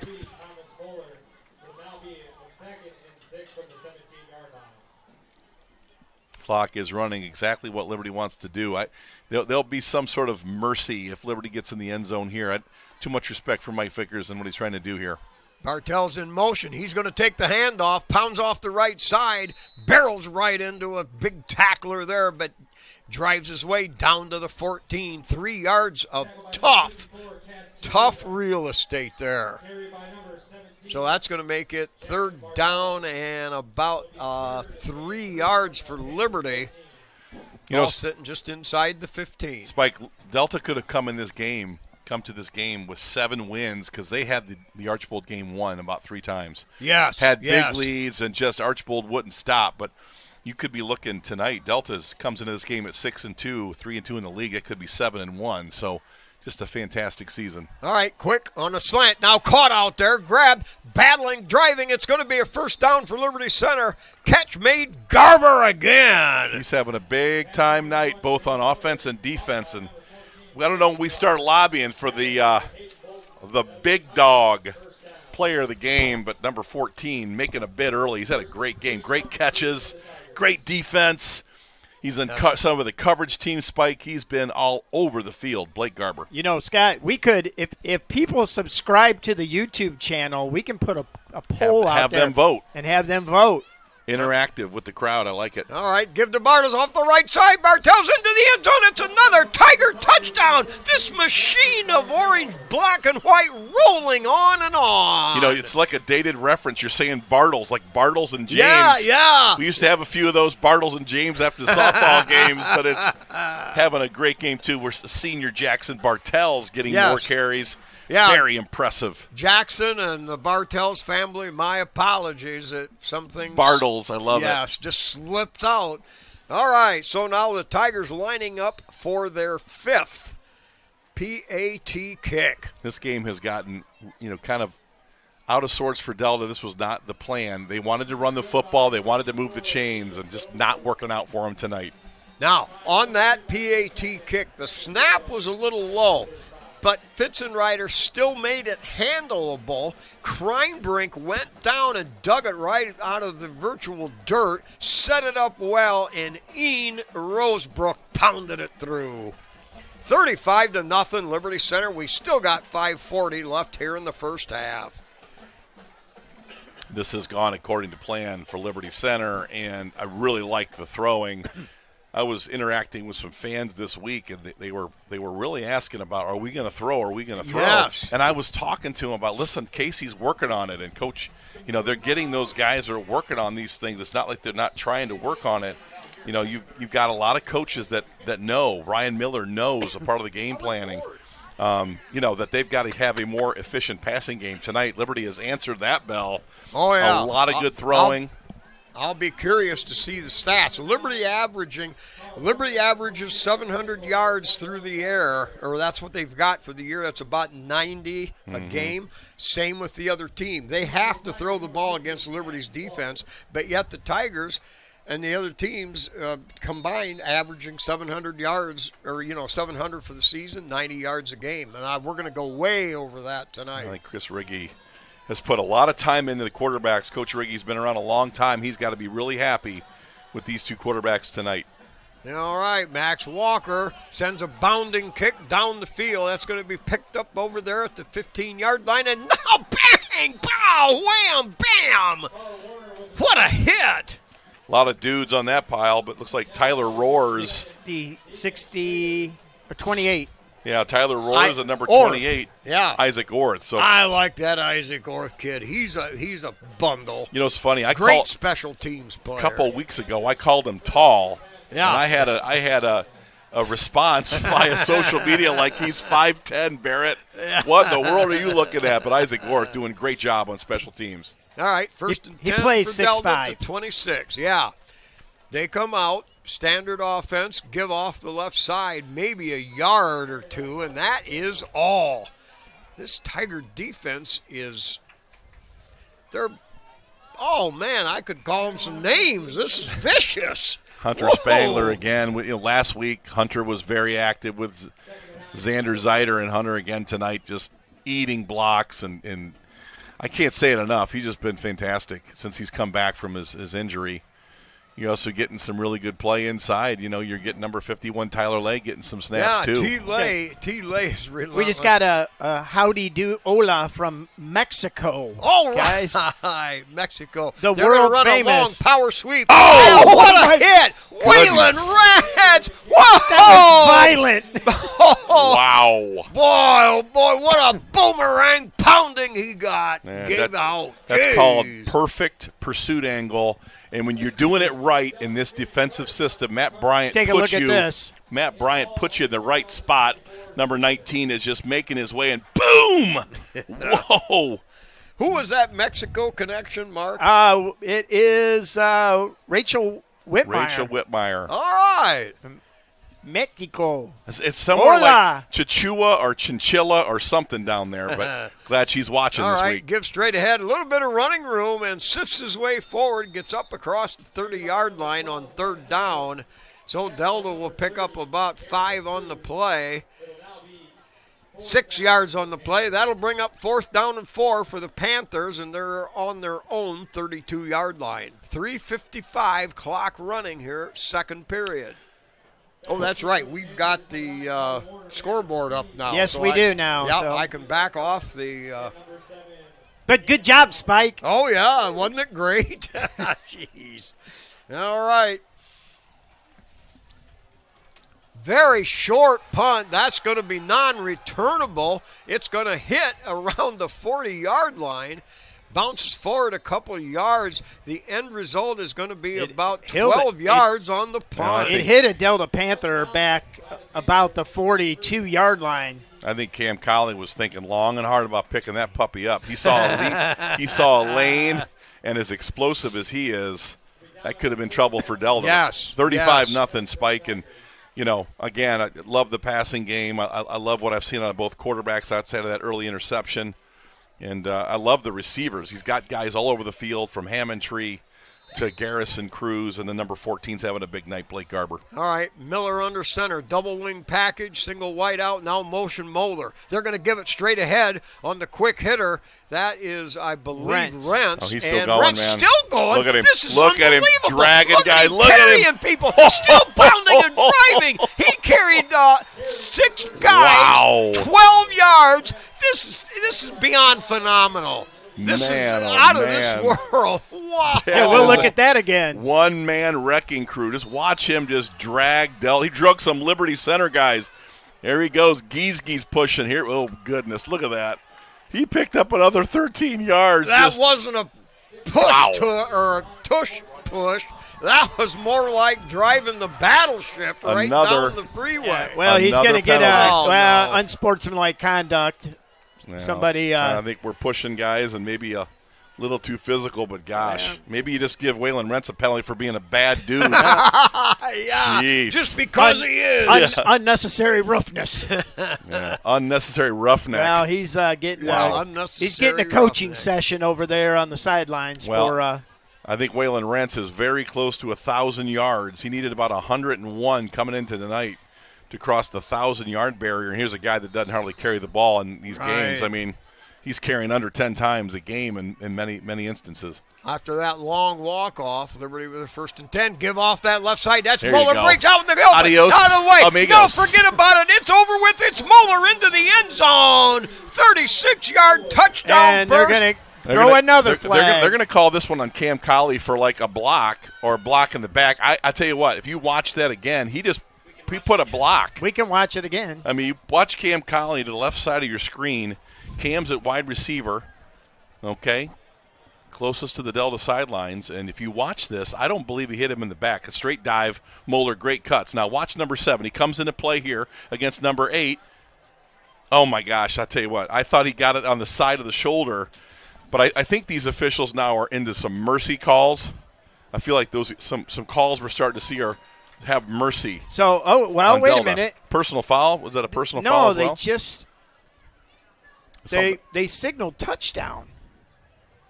So they are going to count the score. I Now think they Liberty said it wa- was after the score. Wow. Well, he initially called illegal use of hands or block in the back, and then he's going to give him a touchdown. Well, there must have been something let's- because he came back and gave you the cross. Can we pull hands. that up again? So the 36-yard Let's take quick hitter by Moeller is going to stand up. Let's take a look and see if he was in the end zone. I just don't- I now didn't see Liberty it. Center will set up again for another point after touchdown attempt. I mean, he's crossing the line. Yeah, But where they're is saying the- he was in the end zone when the foul Well, occurred. wait. Is there another foul? But wow. Good snap, good hold, and drives it through again. Perfect on the night. 42-0. Liberty Center rolling on. You know, I can't help but get this dig in. There's a prognosticator show I listen to every Friday morning at 7 a.m., and one guy picked Liberty pretty well, easy enough mostly, but the other guy said, I think this is going to be a good ball game. It'll be kind of tight, and no love lost there. Well, So- I mean, I think that we all wanted a football game tonight. I think Coach Vickers wanted a football game tonight. And I think he thought if he could get some first downs and run this clock, but it's been just the opposite. He's gotten no first downs, 2 turnovers, having to throw the football, and Liberty is throwing the football effectively. You know, you're getting your quarterbacks plenty of time. The offensive line has been dominant tonight, and your targets have been fantastic. And, you Oh, know, yeah. you remember he missed a play to Hammondtree that was going to be an explosive early in that first Yes, quarter. yes, Hey, that hey, probably guys, would have there's- went for a score. There's 2,000 plus people online right now that would agree with you, Spike. Yeah, I'll bet. Well, I think the Patrick Henry game was a wonderful, old-school throwback game, and Yep. Patrick Henry was ready, and the Hall of Fame coach really gave us everything we got until that last drive. And I'm glad we saw that, but Delta is not Patrick Henry. PH got into Delta last week, I think 37-3, and tonight Liberty Center is getting what they want when they want Here it. is the penalty. They marked it off on the kickoff. Okay, so Liberty actually now, instead of from the 40, kicking off from the 25-yard line. We'll see what Walker does with this. He puts foot into it.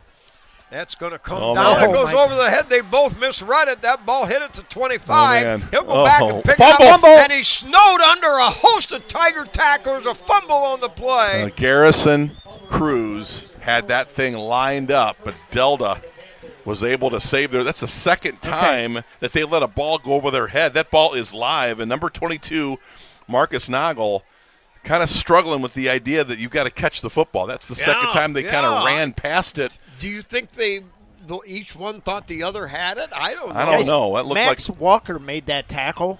He kicked it. Yeah, well, Max Walker's a machine. He kicked it. That's good robo point, leg. Captain. Yeah, he's a monster. All right, 2:56 left in the half. Tigers on top big time. Delta under center. They're just going to pound it right up the middle, and he'll get a yard or two on the play, and that's just about it. Wow.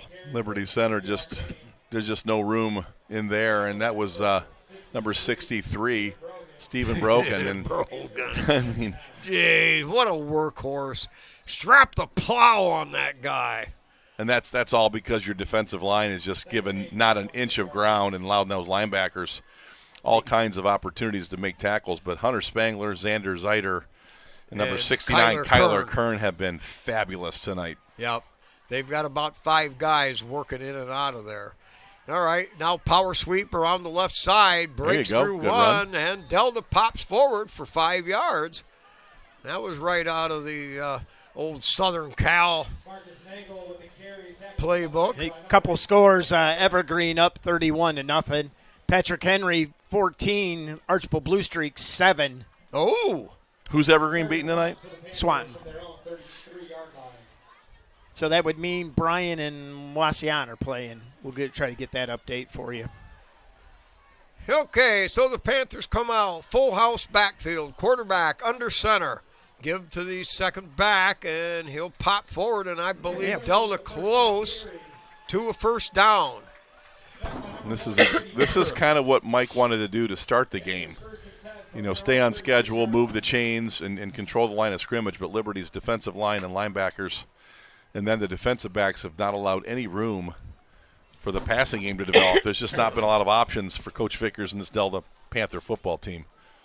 There's a lot of young players on this team, and Mike Vickers knows where the talent is in Northwest Ohio. He's been around. He's had a lot of jobs, and he knows how to coach them up.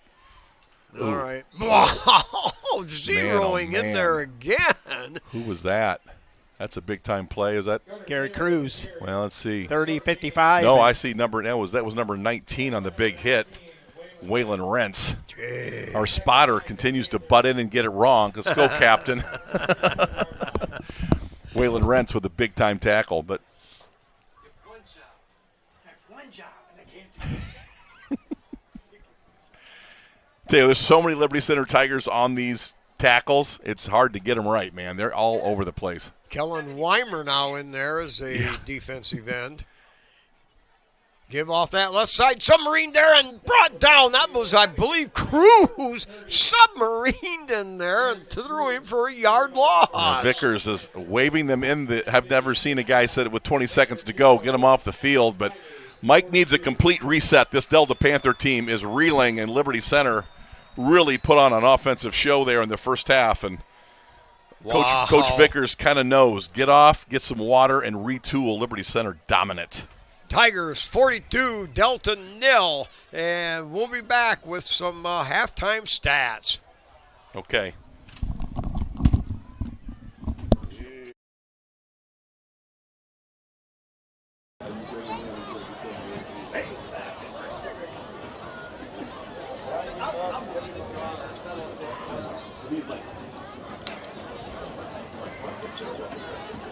Coming in on the boss.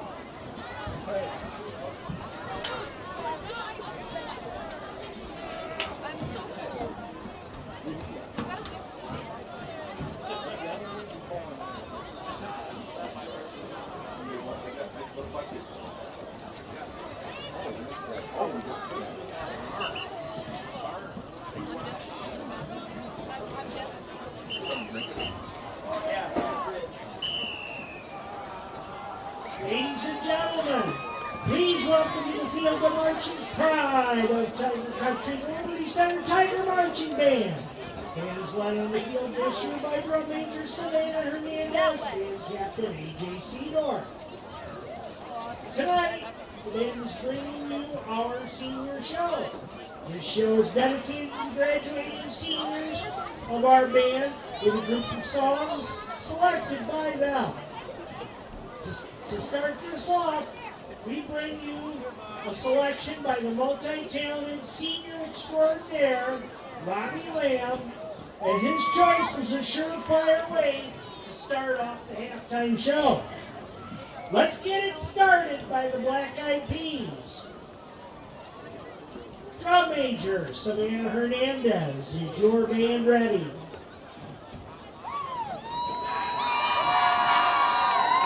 Ladies and gentlemen, the Tiger Marching Band.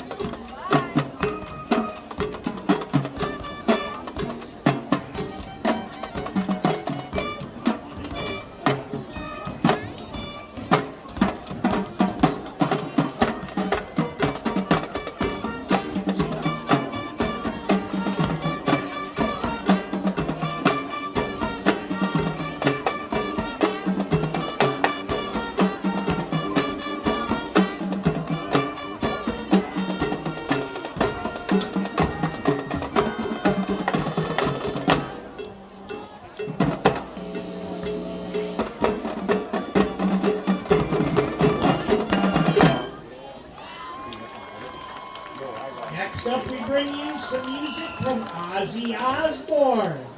Chosen by this year's senior band captain, A.J. Seedorf, this is definitely fitting for the feeling that it is tough to leave high school when you just got on top of the heat. This is I Don't Want to Stop.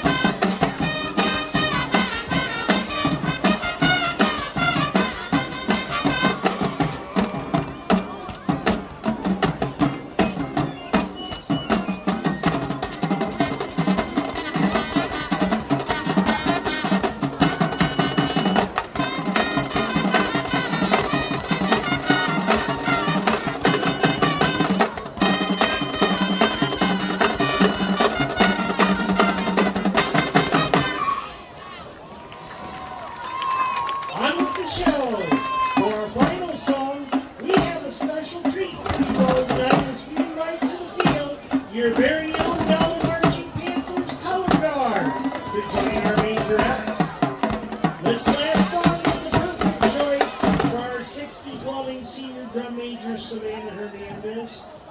There will be an answer when I find myself in times of trouble. The Beatles, Let It Be.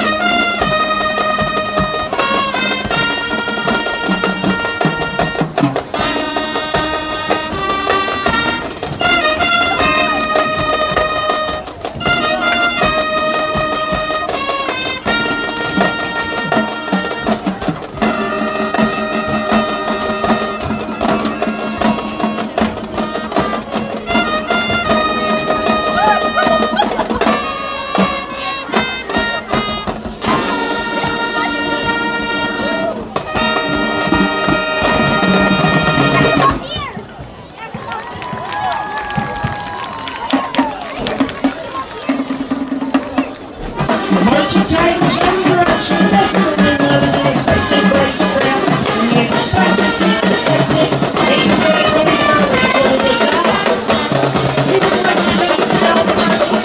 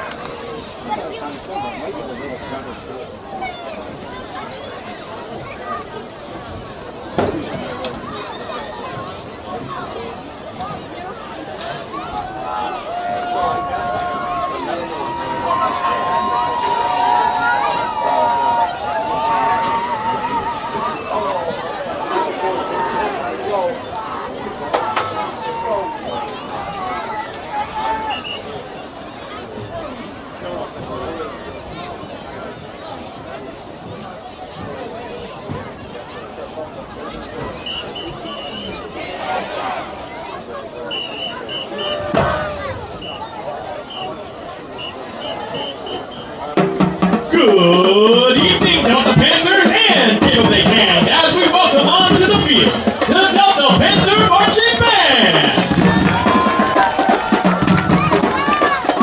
Tonight we want to recognize our senior members of the Panther Marching Band with a show selected by and drill written by our seniors. The drill and formations for tonight's show were made by a group of seniors headed by Kylie Bersham, Stella Hilliard, and Ethan Huffman.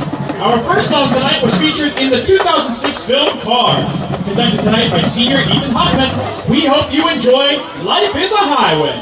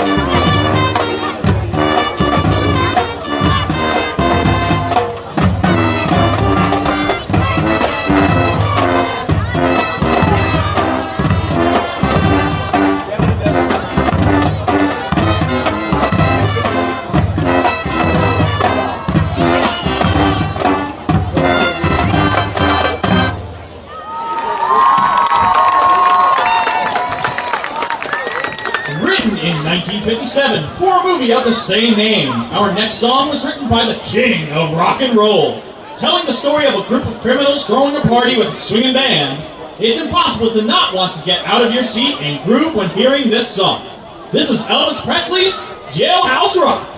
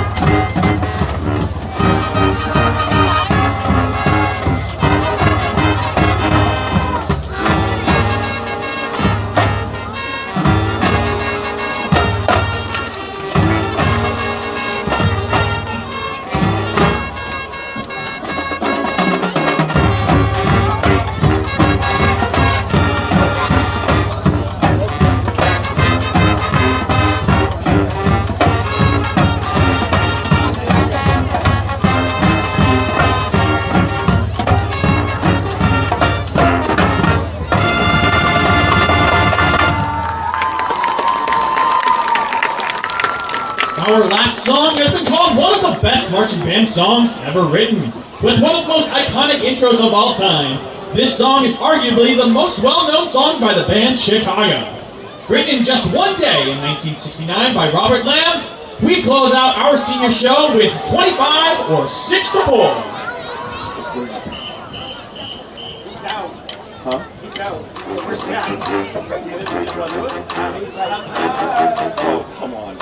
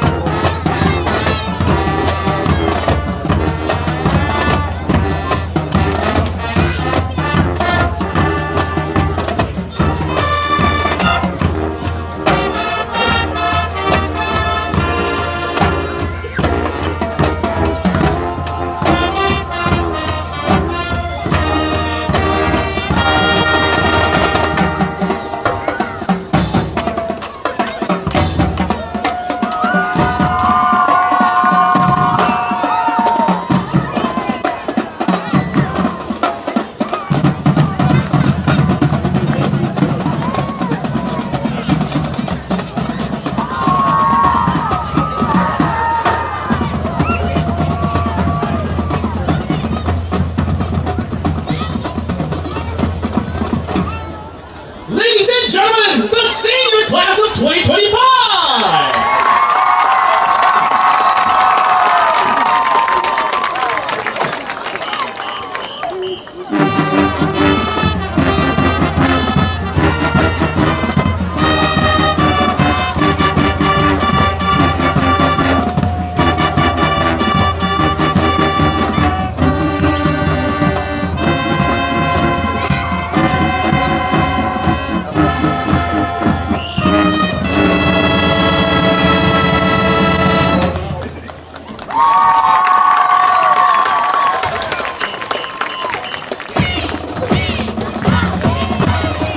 Ladies and gentlemen, the Panther Marching Band!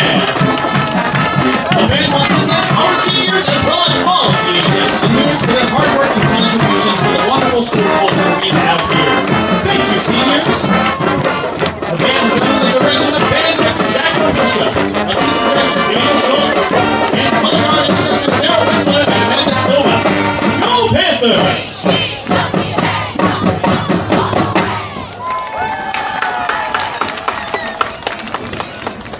With the cold settling in, it's always important to stay warm while watching your favorite team on the field. Lucky for you, the Panther Marching Band has your back. For $30, you can get your own Delta Panther blanket, sure to keep you nice and warm all night long. Make your way to the tent on the scoreboard side of the field to pick yours up today.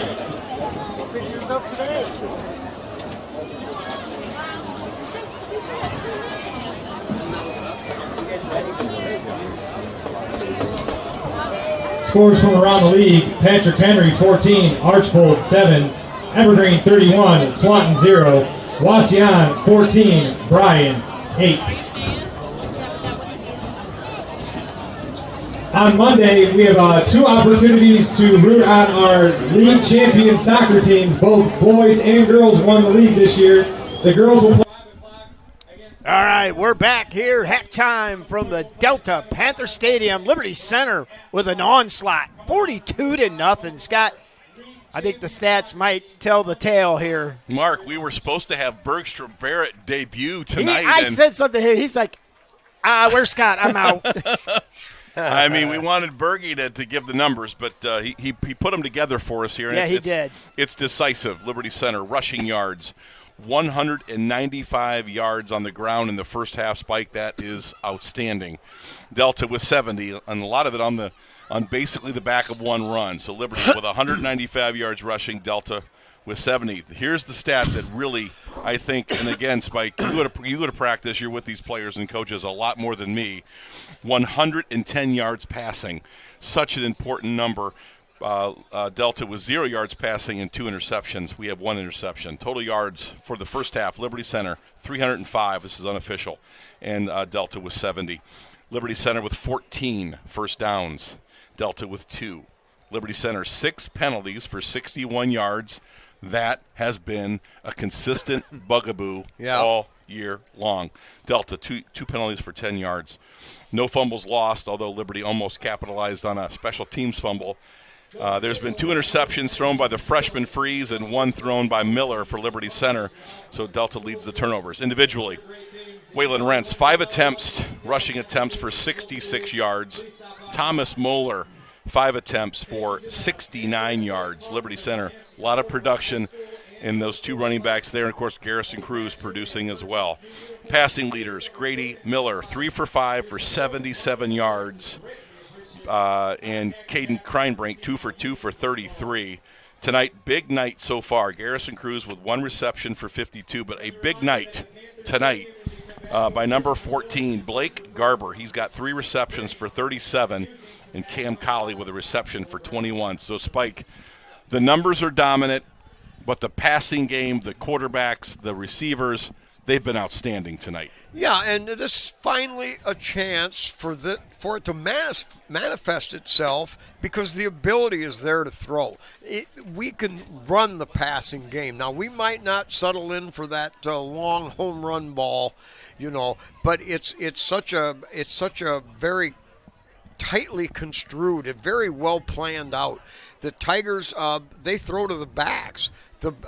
Garrison Cruz is the leading in pass receptions on the team, and he's a back. So it's a controlled pass.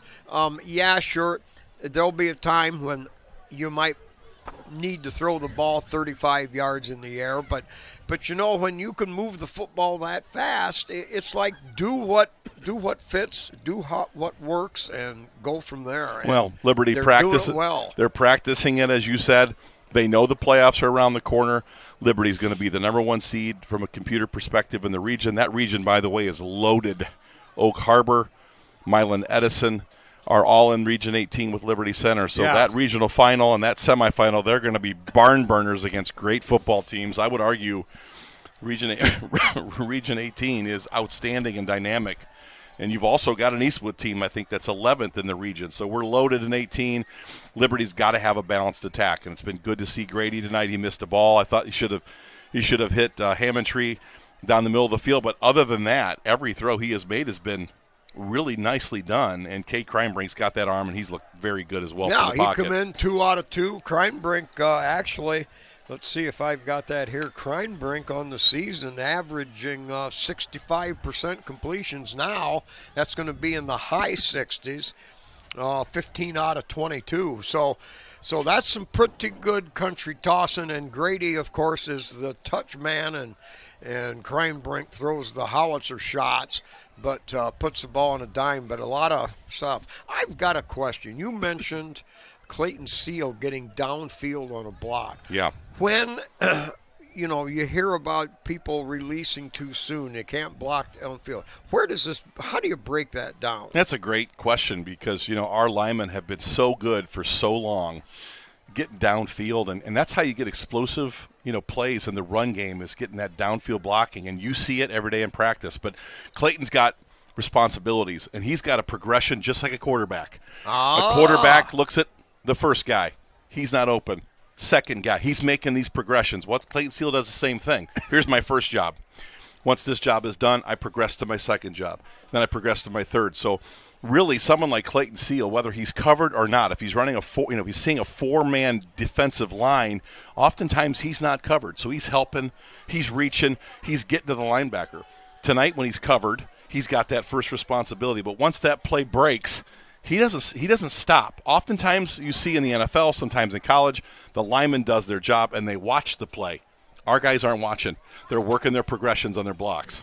Oh, and yeah, and Coach Moeller and the entire staff, they just pound that into these guys about the play isn't done, you're not done. Well, I told Nick Miller how great it was, and he looked at me like I was stupid. Like, this is what we do, bro. This isn't to be celebrated. Couple halftime scores here. Wauseon 14-8 over Bryan. Patrick Henry and Archibald locked in a good one, 14-7 at half. Evergreen and Swanton, big rivalry there. Evergreen 31, Swanton nothing. We liked that Evergreen team last week. Oh, yeah. That quarterback they played hard, do some things and held us down. And Tenora in a big playoff game, computer point game over Paulding, 14-0. So Northwest Ohio playing some very consequential games right now. So is that 14-7? 14-6. 14-6. So I didn't get that little tail on the 0. So let's go, boom, boom.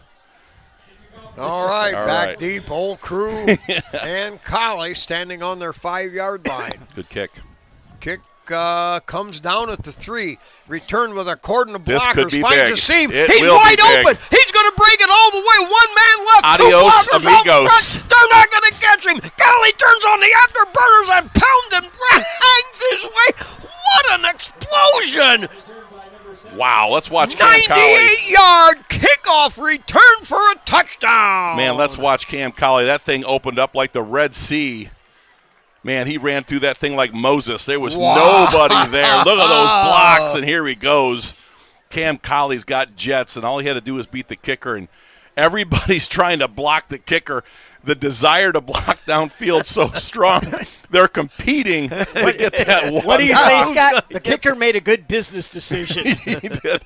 Bailed out and said goodbye to Cam Colley, who's got great speed, and that is not how Mike Vickers wanted to open up All the right. second half. Good grab by Kreinbrink, hauled it in, and the low line drive kick is good. Another super job by Kreinbrink to save the snap, set it up, and Rosebrook pounds through another one. 49-0, Liberty Center. Wow, no offense, just an explosion. Well, I think the guys on 96.1 may or may not review some of their selections and commentary. Oh, man. Spike, we got a minute here. I remember distinctly as a freshman, a little bit like a lot of these Delta players, because Mike Vickers knows he's got some really talented freshmen. And I was a freshman. I wasn't that talented playing for Rex. And that was a year we went 0-10. I came here as a nose guard, and Delta was really good that year, 85. That was a great year for the league. I think Evergreen won the league that year. I remember getting run over time after time by a guy named Jeff Turry. And I just thought that guy was the Black Panther. That guy ran, and he was tough. And I remember being after that game thinking, I mean, this is a rivalry. This Delta thing is a rivalry. And Kip Kern used to be after me, like, you want to get beat by Delta, you want to beat Delta. They're a rivalry, man. And I remember coming over as a junior, and we erased that rivalry, and we started kind of a long stretch of dominance, even though Delta's had good teams. But this is a rivalry game. This is a community that we border. This game does matter to a lot of people. Okay, here's Walker. He's been using some different weapons. This time, high end, over end. That's going to come down at about the 8-yard line. Return straight ahead, sifting his way through, and the Tigers surround it there. Hold him into the 25-yard line. Another good kickoff coverage. We have a score here, Eastwood and Oak Harbor, which is a great one in Region 18, 14-14 tie. Ooh. That'll be some good film to get going on. Yeah, that certainly teams that could meet up with Liberty in the playoff trail. Oh, I'm sure we'll see them. One or both of them. You know, the playoffs are kind of looming out there, but right now they don't matter. Right now, all that matters is to get your house in order and get the thing straight. Now, power sweep coming this way, and there just ain't nothing there. Pow! Stabbed again, maybe a yard on the play. Oh, man. Tell you what, I believe that, again, is Xander Zeider. I got to look in there, but, I mean, we have said it all night. We've been ringing the bell of the defensive line all night. You guys can see the video. It's dominating in there right now, and I'm trying to think who that was. You got number 62, a guy that's getting more reps, is Logan Cifuentes. And who's playing nose guard? I can't quite get a number on that. 67. Let's see. Lewis Collins? Yeah, Lewis Collins. There you go, more defensive Wow. line. Oh, thought that was a fumble. Max Walker came in and cleaned up. This is a great time for Liberty Center coaches now. They've got this game well in hand, and you're going to see a lot of bodies out here. Number 4, Will Fitzenreiter in this football game right now. Whole crew in there as a defensive back, normally a special teams guy. Number 26, Tyler Roars, a good-looking junior. He's out there playing deep rover. Number 56, Lucas Navarre getting some snaps. All right, pitch sweep around the far side, and the Tiger defense closes again. Maybe gives up a couple of yards, and that's it. That's going to bring up 4th down, and Delta looking at 4 yards to go. Tyler Lay, again, probably like a tackle for loss. Those linebackers are reading and running and making plays, getting guys to the ground. The old pocket Hercules, Tyler Lay, just making plays all over the field. All right, Tigers with the low snap. They get it off. Short, it's going to take one bounce and picked up there by Old Crew and nice way move, back little there. shuffle. Now gets past one. Oh, boy. Stays up and slips, puts down the hand, dives forward for a couple more. He'll get about 7 on the return, and the Tigers will take over up across their own 35. I love the jump cut, man. I mean, Yeah, his feet are so quick. He's hard to play two-hand tap with, man. He's hard to bring down. Max Perry's going to come out at quarterback here. You know, I talked to the staff when we talk about the passing game and quarterbacks, and that room is pretty deep. But Max Perry throws a really good football, Spike. That Yes, guy he does. He throws it deep. He's got an arm. He's got a good-looking arm. He's a good-looking catcher. They like his future in this program. Mason Smith now in there. He'll be at either a tight end or a wideout. He's kind of an all-purpose player. Plays a lot of special teams. Has good hands. Tigers line up in a wing left set. 2 setbacks, and Oh boy, here we go. the offensive tackle on that far side got a little anxious. Liberty's penalties. If you're going to take a knock at Liberty Center, the penalties have been uncomfortable. I know I've talked to Casey and some guys on the staff, and they had some key penalties against PH. Last week we had some penalties. Not as bad last week, but tonight they're starting to stack up a little bit. All right, wing left set again. Getting second back, trying to sort his way through, breaks through one tackle, now runs into a combinery there. About 8 Delta black-shirted players in on that tackle, so a pickup of 4. Roars. Tyler Roars, yeah. Did you just say combinery? Yeah. Like a combine with a re on yes, it? Yes. Man, oh man. You have a dictionary unto yourself, Spike Well, Littman. it's kind of half related to a Those flock, are spike-isms, I we like mean, to call them. We should probably make a T-shirt out of that one. Combinery, I like it. It's a little twice removed type of thing. All right, second down and 11, wing right set. They're going to run power football off that left or right side and driving forward for about 4 tough yards. Like that block and downfield. I want to get a number. There's a guy running back that was putting a block on somebody. Number 50. Ooh, can't quite get a number. Is it 52? That Levi Spade in there. There was some good blocking. Number 72, Gabe Clapp. Guys just getting on bodies and pushing. All right, Liberty looking at third down and 7 now. The ball spotted at the 42-yard line. Wide out to the far side with a double wing set. Single setback. Perry under center. Perry's going to run the pitch sweep. Looking for running room. Now nice kicks it looking outside. cuts. Fits it right. What a move there. Puts on some jaunting. That guy was dancing and prancing. Picked up 4 toughies. Will Fitzenreiter. Yeah. He was going one way, went the other, and then found a little crease, coming back where the original play was taking him. That was kind of creative the way Will did that. All right, so the Tigers with that shutout working, they lead at 49-zip. But shutouts are very, very important, very much desired. Now, Matt Bryan, the defensive coordinator, he has a standard of expectations for these you know, these guys that play late in games to hold shutouts and to not give any ground. Okay. In punt formation. Left-footed punt. Wow, what a spire. What a job. All the way down to the 15-yard line.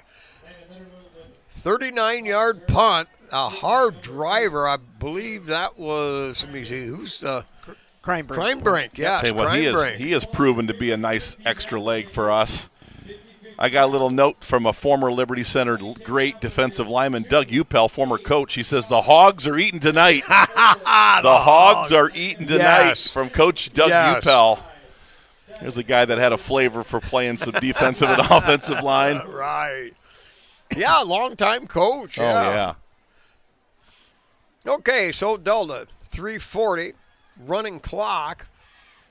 There's They your give trap. it right up the middle, a little spin, a twist, and he'll drive his way up to the 20, pick up a 5 on the play for the Panthers. Jackson Lonizak on the stop, and this defensive line, you know, getting some reps here. Number 67, Lewis Collins, playing in there at nose guard, and seeing some bodies. Number 5, Brady Badenhop is checked into the defensive secondary. Second and 5 for the Panthers. All right, Panthers run the full house. They'll get it to the last back. They're going to run Tyler some power Lay. football. Tyler Lay, came knifing in there from his middle linebacker position. Deegan Swiger checking on that defensive line, and number 61, Tate Parasini getting some snaps. Good to see. A lot of good-looking talent. Liberty's deep. These are some of your third and fourth teamers, but could probably be number 2 or 3 guys, or even some starters on some of these football teams in this league. Liberty is deep. A lot of good players in that locker room. All right, so the Panthers on 3rd down and 3, they'll show a wideout over here in a double wing package. Give straight ahead and a couple of yards, but he's going to come up short. Delden now faced with a situation. Obviously, Liberty's got the game in hand, and so sometimes you may worry about field position, or you may just decide to throw caution to the wind.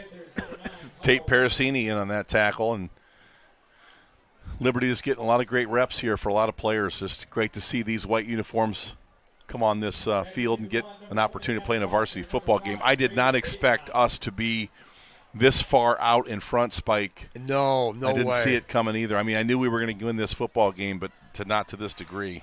Number I believe 6. that's Isaiah Badenhop back deep for the Tigers. Oh, man. Fumbled. He gets it off. It's going to be Tipped. a really short one. It takes a backward bounce for Liberty Center's favor and finally stopped there at the 35-yard line.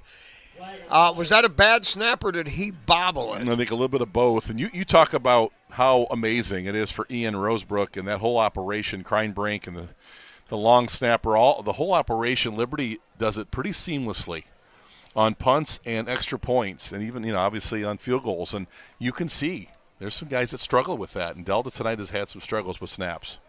They call, too many men on the field for Liberty. That can't be a surprise, Mark Bly. Liberty's running in a lot of guys right now, and without Brian Hefflinger here, he knows his personnel. He's got those depth charts, and not saying that Coach Muller's not doing a good job, but let's just say he isn't doing a good enough job. Okay. Well, Brian Hefflinger might be a little bit. Brian Hefflinger did make it to practice last night right. for the first time in 2 weeks. But he may not be here now. That I don't know. But watch for somebody immaterial. picking up their cell phone over there in the coaching staff. Brian might be calling it in. Yeah, he's definitely going to be making a list and checking it twice when he and gets they're back. more than twice. All right, they're going to run a good old-fashioned power sweep. Grabbed there by number 16, Braxton Light, the junior. Grabbed on and did not let go. Good solo job there to slow him down. Pick up a 4 on the play. I wanted to say, Spike and Mark, I know, Mark, you get a big kick out of people checking in, but it's great to see our fan base interact with us. I'm getting texts and direct messages, and you get them. And we're up over probably right around 4,000 people involved in our broadcast today. So what a fan base! What a fan base! Blown dead. That's the end that'll of the be third the end quarter. of the third quarter. Liberty Center in control, 49-0. We'll be back. Tiger Sports Live would like to thank its 2024-25 title sponsors: KK Collision, Meyer Badenhop Insurance, Affinity IT Group, Swanton Welding, P's and Ello's Pizza, Ohio Asphalt Paving, Davis Farm Services, Holgate Metal Fab, and the Gerald Grain Centers. We appreciate you guys. They support us, so please support them. One more. Broadcast is copyrighted by Tiger Sports Live for the private use of our audience. Any other use of this broadcast or any pictures, descriptions, or accounts of the game without the consent of Tiger Sports Live is prohibited.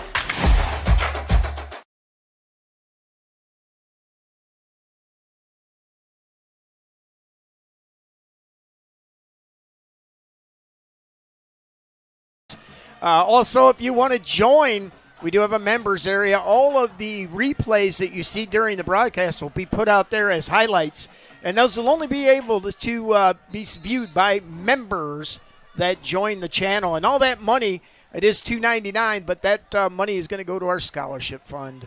All right, give off the right side, breaks through one tackle, out in the open, slowed down 67 or 16, maybe caught his 16. ankle.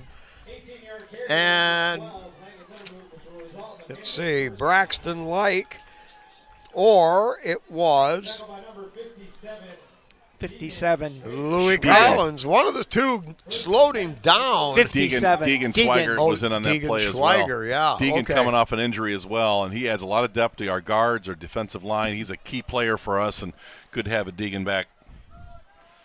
All right, so with a first down for the Panthers, they've got the ball at Liberty's 42. Oh, nice play. Give off that left side. Great Nothing play. doing. Solo tackle by number. That's Deegan Swigert again. Yeah, Schwager, yeah.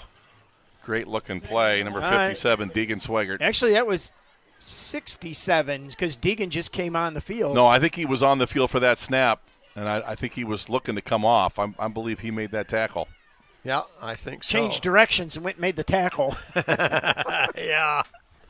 All right, so a loss of a yard. Second down and 11 for Delta. 10.5 to go. Of course, clock running, full house backfield. Man in motion. Play action, dropping back, throws to the receiver. Caught out there along the sidelines. Kind of the motion man just kind of slipped out on an angle toward the sideline. Wafted over the top of the defender, and a first down for the Panthers. Emmerich Freeze, the freshman, still slinging it a little bit tonight, and he's got a grandpa named Marty Freeze, and Marty's a he is a current educator and an administrator with the special needs community, and Marty's in a battle for his life with cancer, and he's really taken to that battle, and he loves seeing his grandkids playing, and he's excited to see what Emmerich Freeze can do tonight. All right, same play this way, man in motion. They're going to pound it through there. Running room for Delta, and they pick up on third and short, pick up about 8, and now we're going to move the chains again. Delta on the march, and putting points on the board, Spike, when you've been beaten is important. There's a lot of young players on this football team, and that would be a pretty important moral victory for Delta here. Oh, absolutely. Football is very physical, but it's even more so mental. Yes. All right, Panthers come out. First and 10 at the 25 of the Tigers. Motion again this way. And right up the middle, popped it on the quick hitter and down to around the 15-yard line, and that's going to be enough for another first down. Landon Lintermoot, we've talked about him being their bell cow. He hits that hole quick. I mean, with some speed and some violence. Good-looking player, senior, and has a lot to play for. Next week they'll have a game against Evergreen. That would be a barn burner. That will be for win number 7, and Delta's heading to the playoffs for sure. Yeah, that's kind of a rivalry, You bet too. it is. Yeah, Evergreen and Delta. All right, Panthers, they go in motion now to the wide side. Set up there, pound it right up the middle. A great solo effort there. Brings him down. Let's see. That's 62 in there. 81. Yeah, Toby Parasini. Yeah. Parasini with a super job there. Manhandled him solo. No gain on the play. They'll bring up second down. Clock running. Just under 8.5 minutes. Evergreen now 38. Swanton Bulldogs 0. Patriots 20. The Blue Streak 7. And the Rams are now 14-6. The Rams. over the Paulding. Oh, yeah, that was supposed to be a tight game, too. Yep. That's some points for Liberty Center, secondary Right. points. Should Tenora be victorious there. You know, Tenora got ripped off by an official missing a made field goal against Archbold. Yeah. And they have played really well the second half of their schedule. Well, and they're in the lead in the GMC in this, so this Paulding game's important for that. Yep. Yeah. Okay. The Panthers come out. They've got a 3rd and 5 at the 10-yard line. They've got a tight formation. Give to the second back, pounding off that side now, hauled down over there. I don't know. They're going to come up short. It's going to bring up 4th down. Was that Collins again? Number 56 on the tackle for Liberty Center there. That's Lucas Navarre. Lucas Navarre again. He's Yes. made some plays on this drive. Had a pretty good brother as a player here last year. Yes. Seth Navarre, not a bad player, playing at Defiance. All right, 1st and goal from the 4th and 1, from the 6. They're going to put him in motion. They run that power football again. Ooh, Dives it's gonna be close. forward and gets. I believe he's got the first down. Yeah, got down to the 5-yard line. Pickup of a yard and a half, but it's enough to move the chains. And now the Panthers, with 6.5 minutes to go, they want to crack the scoring column.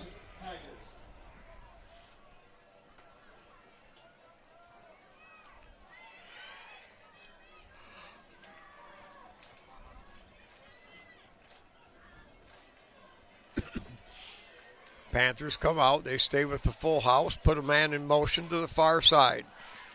Give straight ahead. No, on a little cross. Nope, that was straight ahead. Picks up maybe a yard. That's it. The Tiger defense stiffens.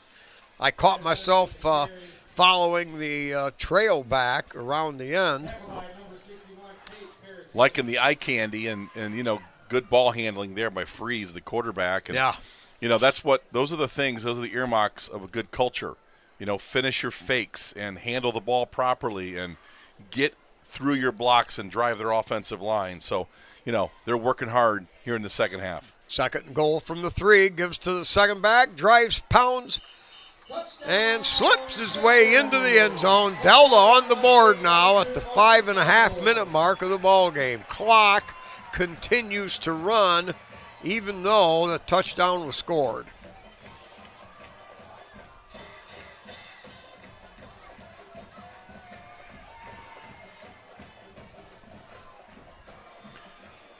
Well, touchdowns are good things, and I think Delta needed something to build on as this game was going to end with them on the losing side of things, but Delta has played a little bit better here in the second half. All right, kick is up. It is good. 49-7. Guys, you talk about the Liberty fan base being engaged in the game. I'm looking at the chat in our YouTube channel, and the big chat is, what's up with the little itty-bitty goalposts? The short goalposts, the uprights. Yeah. They're that in-depth into the game, they notice that the uprights That's right. I never noticed that. Those are extra short.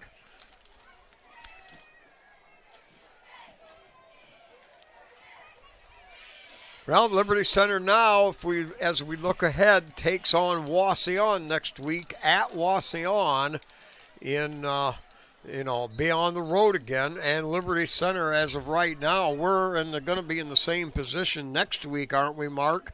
With this NFHS or whatever. They have NFHS over there. So, we'll be approaching the game. We'll be ready like we were today to flip over if we need to. But we will be under the NFHS restrictions. So we'll be audio only, and the video will be available immediately following the game. But you never know. That's what we thought we were going to do today. But hats off to Walt Steele and the athletic department over here for yeah, he's worked with you well, hasn't he? He has. They're a good group of guys over here. All right. A shorter pooch. That's going to be taken there at the 25-yard line. Looking for room. Tries to kick it outside. Now stops. Throws a straight arm. Reverses field. And now finally snowed under up around the 30-yard line. That short kick. And not any room to make a quick slant right up the middle, so I had to kind of dance and prance around the outside. Delta holds him in. Scoring update, Oak Harbor 17, Eastwood 14. Woo! Barn burner, but you knew it would be. Eastwood, good football team, but Oak Harbor undefeated, and 19 seniors over there. Eastwood's had a great football program For a there long time. for a number of years, yes. And Oak Harbor is kind of one of them in and out teams. They've had some really good squads. They've been good for the last several years. All right, Tigers with a wide out to the far side, double wing set, hands off second back, Liberty and that moved. plane blown dead. Left tackle. Tigers will be first and 15 from the 23. Nick Miller will not be happy with his crew on some of these, movement penalties, but they're excited to be out there, man. They want to play. They want to get into their opponents. They want to get into Delta here a little bit, and it's kind of exciting on Friday night. So you got to slow your motor a little bit and get on the cadence. All right, wing left. They're going to run power that way. They'll pound forward. The Tigers now shove back. Wow. They still broke loose finally, but the whistle was blown. So Marcus gain of Nagel, a couple. Nagel with the tackle, and he had a legendary father that played in this program, and he's a freshman and is a dynamic football player already. Mike's got a number of key kids returning to next year's football team. A lot of skilled guys. Mike's going to be very happy if he sticks around here. This is his third stint here at Delta. Yeah.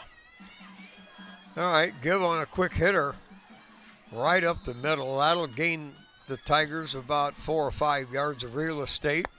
And the clock winding down here at Panther Stadium, 2:15, and of course continues to roll. Number 28, Isaac Ork with a carry, tackled by Archer Andrews. 3rd and 10 for the Tigers.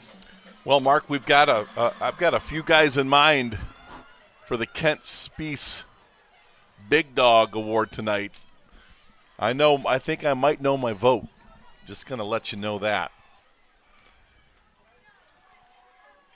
Gosh, if you could give it to a unit, this defensive line has been phenomenal against this inside running attack of Delta, but really loved our passing game tonight, Spike. There was a lot of good things I saw there.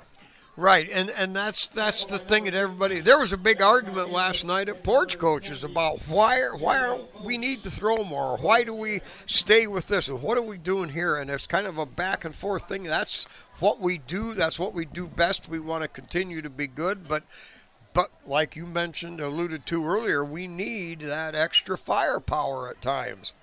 Oak Harbor just scored 24-14 now over Eastwood. All right.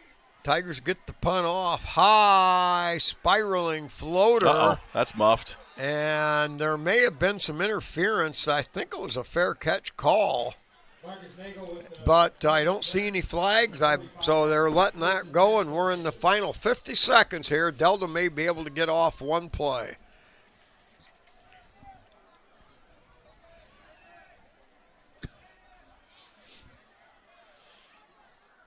Tigers JVs come right back tomorrow morning and play the Panthers. 10 o'clock. So these guys getting some double duty. Now we've got some freshmen in there. Jake Way, who had a good game the other day as a freshman in there. Yeah, amongst several others. Clock running down. The Panthers. I don't know that Delta's going to now snap don't it. even. Mike's calling them over and Yep, let this they're thing. not even going to run a play. They're just going to call this thing off. And so as the clock winds down, there's your final score. 49-7, Liberty Center simply dominated from start to finish, marred with a turnover and a few penalties, but very convincing, very noteworthy, very pronounced. Yeah, Liberty Center. They did what they had to do tonight, and Mike Vickers has been around a long time. This is his 29th season. 197 victories. He's got 2 state Final Fours, one here at Delta in 03 and one in 07 in Genoa. He knows how to win. He knows how to build a program. He knows how to identify talent.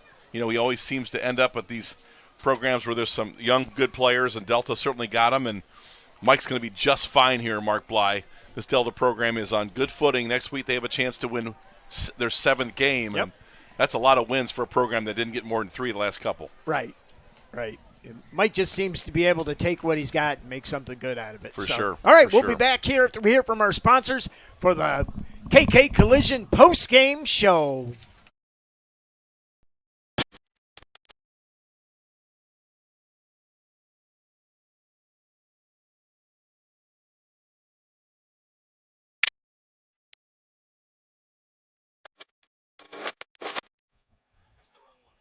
Tiger Sports Live would like to thank its 2024-25 title sponsors: KK Collision, Meyer Badenhop Insurance, Affinity IT Group, Swanton Welding, P's and Ello's Pizza, Ohio Asphalt Paving, Davis Farm Services, Holgate Metal Fab, and the Gerald Grain Centers. We appreciate you guys. They support us, so please support them. Broadcast is copyrighted by Tiger Sports Live for the private use of our audience. Any other use of this broadcast or any pictures, descriptions, or accounts of the game without the consent of Tiger Sports Live is prohibited.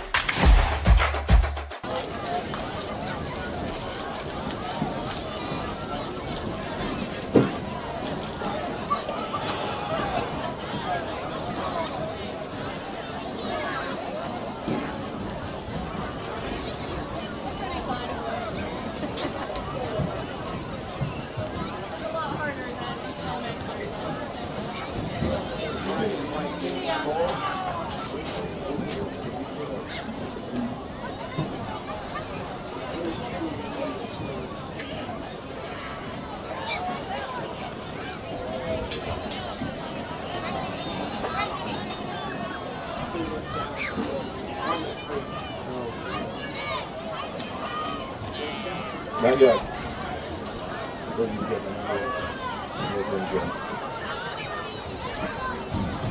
I'm working on my votes here, guys. Well, I'm going to say something about their work because that's pushed back last week. It was from the spring. Well, I did kind of relation wondered who was the player of the game. What every week?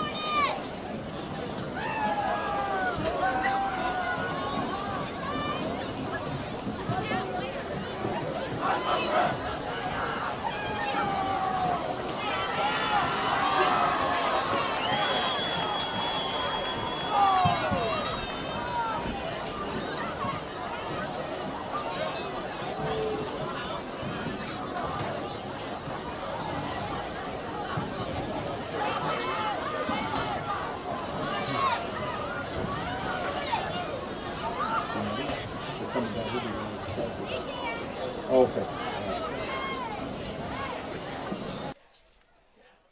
Can run the promo.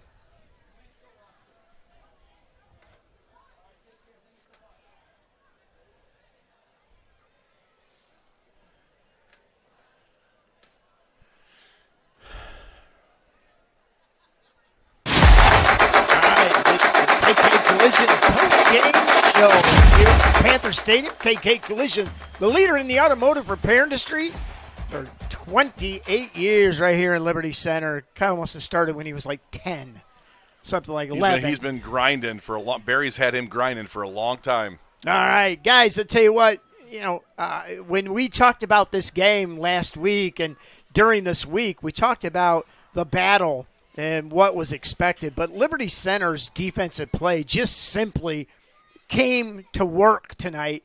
Blue collar dominated this football game from start to finish. Spike, you kind of capture the essence of the team. There was a lot of stars on last year's team, and that was wonderful.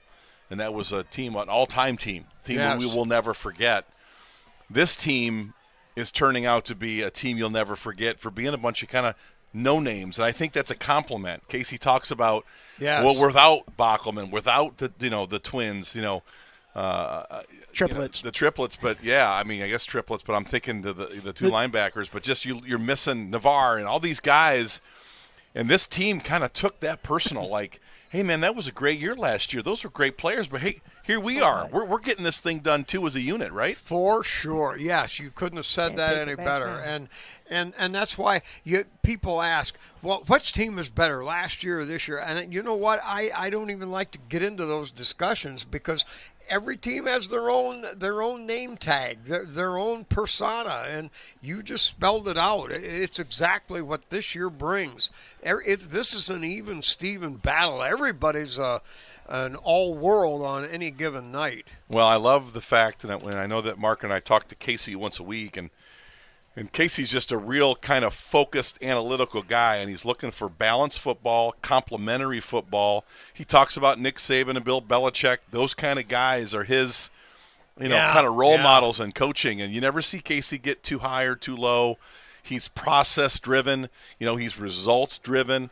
And I know when he's talking to this team at practice, and you see a lot of that, he demands a level of excellence from his special teams to his defense to his scout team, to his offense. I mean, it's across the board. There's no dip. Right. And each of those position coaches and coordinators, Matt Bryan, he got one of the best scoring defenses in the state of Ohio again. Matt Bryan is just continually throwing defenses out there that have been dominating, suffocating. And tonight, outside of maybe 2 plays, Delta had no room, to operate tonight against that defensive line at Liberty Center. Right. I mean, it was just phenomenal. You mentioned this during the game. A lot of times the defensive line bottles people up, and then the linebackers come up and clean up, and they get all the glory for all the tackles.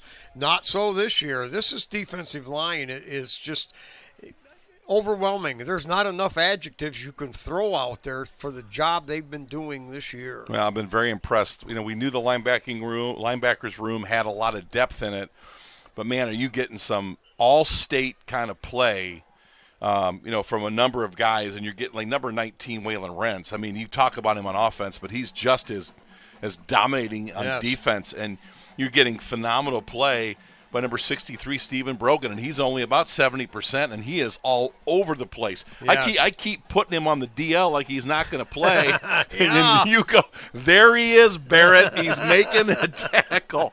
I mean, it just waves of these kind of players making plays. So I think Liberty's defense, we don't talk about them enough, but, man, all levels, that defensive line to the linebackers to the secondary, you're getting elite play. The reason why we don't call Cam Colley's name, and the reason why we don't call Blake, Garber's name, or we don't talk about Grady Miller, is they erase people.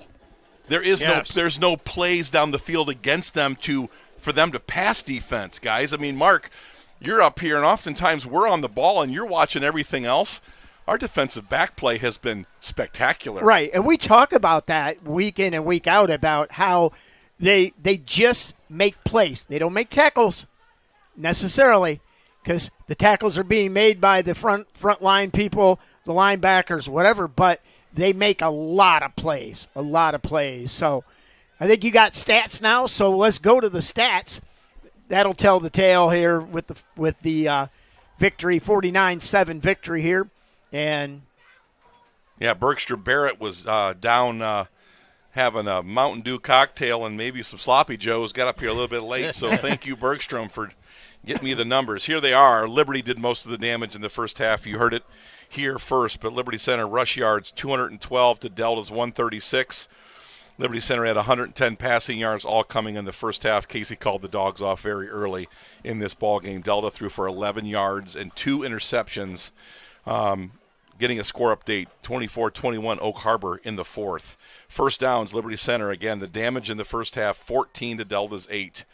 The penalties spike, and I know that you have warned me for years to stay positive, but the coach in me just want to grit my teeth when I see 9 penalties for 86 yards. That's just not going to cut it, and I'm sure Casey Mueller not going to be too happy. Delta, 2 penalties for 10 yards. That's a Mike Vickers coach team. They typically don't hurt themselves with penalties. No fumbles lost by either team. As I said, Delta threw the young freshman Freeze threw 2 picks first half, and our Grady Miller, our senior, threw a pick early for us in the passing game. Rushing leaders, again, all first half type numbers. Thomas Moeller, 5 attempts for 69 yards. Waylon Rentz, I'm trying to read this here. 5 attempts for 66 yards. So those two guys carried the load tonight. Passing, again, first half, Grady Miller 3 for 5 for 77 yards. And Caden Kreinbrink 2 for 2 and threw both ropes for 33 yards. The leading receivers, and I'm not going to tell you my vote tonight, but you're gonna feel the emphasis. Number 14, Blake Graber, big night Garber tonight. 3 catches for 37 yards. Fabulous hands tonight for Garber. He was all over the field, had an interception. Big night for Blake. Cam Colley with 1 reception for 21, and we had another reception from Garrison Cruz for 52 yards. He also had Cam Colley with a return on an interception and a special teams kickoff return. Cam Colley got busy there in the second half. A lot of good plays tonight by a lot of good players, Spike. Absolutely. Hey, couple scoring updates. Napoleon 7, BG 21. Ooh. And that's in the Patriots 26, the Blue Streak 7 in the fourth quarter. And Lima Central Catholic, which will come into play, is up. Fairview is up over the Raiders. Wayne Trace. The Raiders. The Raiders. Ayersville over the Antwerp over Ayersville. I'm sorry. So just some local scores. Tenora, Paulding now has the ball. Tenora's still up 14-12 with 9 minutes to go. So it would keep track of those because those are secondary points and things that progress Liberty Center in the playoffs. So that's why we're kind of keeping track of those. So Evergreen was up 49-0 over Swanton. This will be a good ball game next week, Mark. Yep. Delta against Evergreen. Spike said earlier it's a pretty good rivalry. Yeah. Border war with Evergreen. Anxious to see that next week. But are we ready to get into the post game and get some awards here? We are. Hey, I do want to talk about. I said this earlier, and Cole knew I was going up live over the mic, but it is what it is. I've had a number of people ask me, well, is it player of the game? Is it, who did the best? No, the whole concept of this award is Kent overcame more adversity to triumph than anybody I've ever met in my life. He did not let his disease or his condition keep him down, keep him away from this team. He fought every day. So the whole gist of this award isn't who the player of the game is necessarily, even though that's sometimes it is. But it's someone that has fought through and not let situation affect them and just played through the adversity that Kent did every single day. I coached Kent myself, and Kent was, like you talked about, he was there every day. And one of the things I liked about Kent, he was kind of the same guy. He was very encouraging when you lost. When you won, he enjoyed that a great deal, but he just brought so much positive energy, and he made an impact. And so I think this award encompasses a lot of things, which included impact. Yep. Because I think Kent made an impact for a very long time. I tell you what, he's a huge part of our culture, Mark. This is personal to me because there's a lot of times, folks, and Scott, you know this, that I just want to take all of this and throw it out the window. Now, the mistakes and the bugaboos and the technical issues. And the people and the politics and all that stuff that doesn't matter to me is we do this for the students. And, Cole Ballman's one of those kids that I do this for. Boom. Kent Dog. Whenever I wanted to pitch it out there, it didn't matter. I was ready to just chuck it. And all of a sudden I'd get a message that says, Kent Dog is watching. Yeah. And it was just... It was intervention. Yes. So and so that's what this is to me. This is somebody that has fought through adversity, that has made an impact no matter what. And that doesn't always translate to player of the game. So, I don't want to – I'm not singling anybody out there, but I've had a lot of people contact me about, well, what exactly is this? And I just wanted to take a moment to explain that. Yeah, so, it's not an MVP. It is not. In the general sense of the word. Yeah. So it's tough like Kent Dog is what the shirts are going to say. Kent Dog tough. All right. All right. So with that said, I'm going to throw out 3 names. I'm going to throw out Hunter Spangler. Ooh, he has been good. He has been hurt. He has been out. Adversity, fought back from it in a brace. Last week, they needed a score. They ran behind him. This week, they needed a score. They ran behind him, and he made a big impact tonight on that defensive line. Yeah, he was dominating. And, Mark, I noticed last week, and maybe Spike noticed, I know Jigs did, that Hunter Spangler played guard. His traditional position is tackle. Right. Well, yes. they went heavy. They went heavy on the right side and ran right behind Hunter Spangler. Him and Xander Zeider last week coming off of those injuries. And I know Xander had been sick and talking about adversity. And Xander, they were dominant last week, and they came in tonight and dominated again. Yep. So is that your nominee? So Hunter Spangler's mine, and I'm going to go with who was it? This Blake Garber. Oh, yeah. We want to call him Graber. It's Garber. I know, it was Graber because there was Grabers and Garbers. Yeah. There was. He was a great player. Yes, he was. So Blake Garber, I think one of the things, he's fought through adversity. He was not on the depth chart. Right, for sure. Fought his way through, made impact, paid his dues. Yeah. Tonight, boy, did he make a huge impact on this game. Agreed. Spike, you want to go next or want me to go? You go next? I'll go next. And I like the Blake Garber pick. He made his impact especially important right off the bat in the game. That started the flow. Yep. I mean, that really sparked the team, and I thought that was huge. And I'm also going to go along with Mark because I love the defensive line play tonight, overwhelming. And it was Hunter Spangler who led the way. And like Bucky said, he played guard tonight as well as tackle. And then on defense, he's just game in and game out. He is a big dog. That's all there is to it.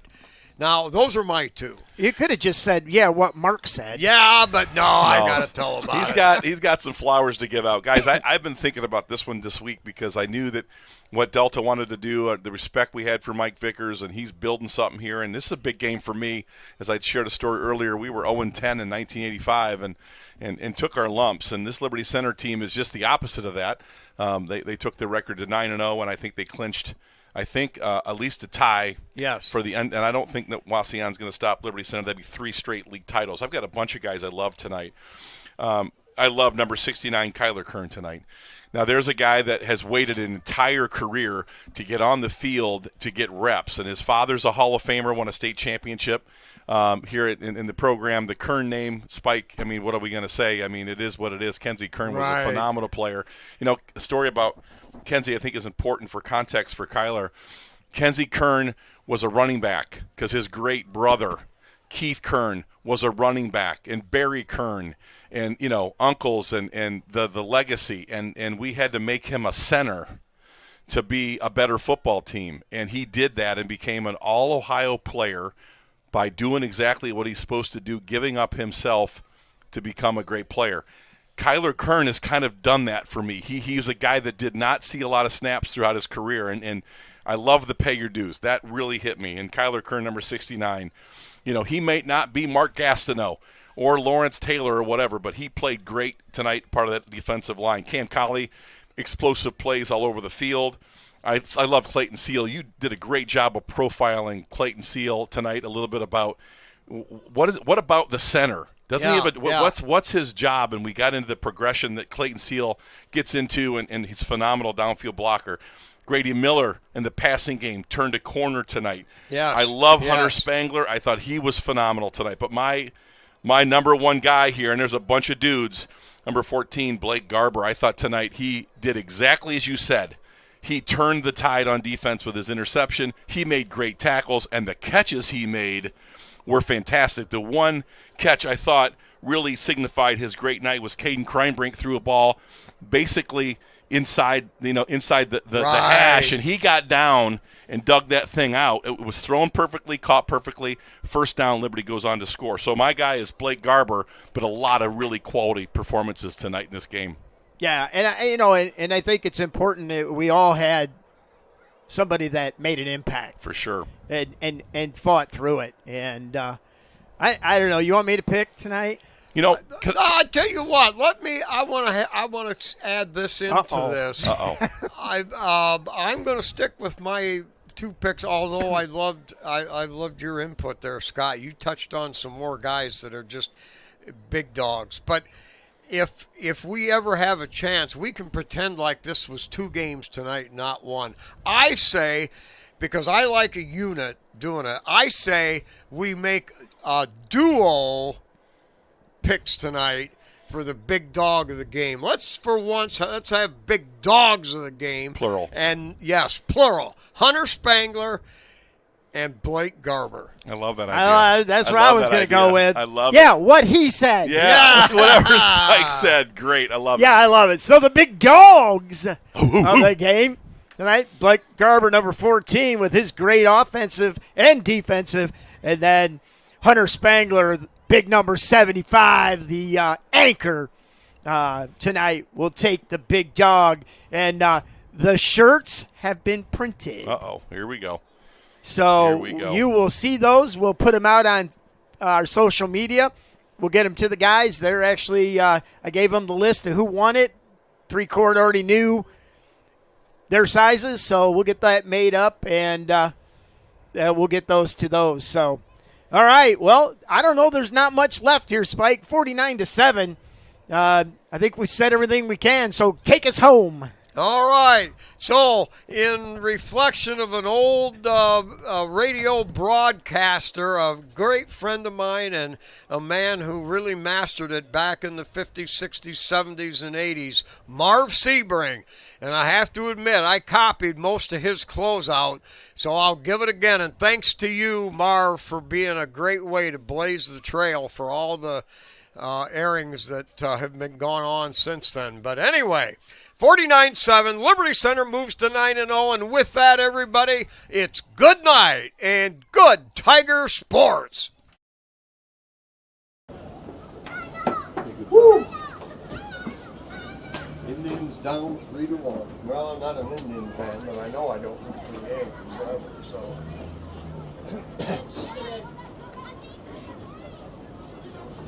It's only 9:18. Even with our post. Yes. Hey, good job, man. Thank you. Oh, Jiggs. Good job, Scott. Jiggs not around, man. Not tonight. He'll be with you next week. Oh. I'm in Arizona watching Beatrice play. She had her first game today. Oh, really? Yeah. Waiting for the rundown. I'll be back. We'll work on the playoffs.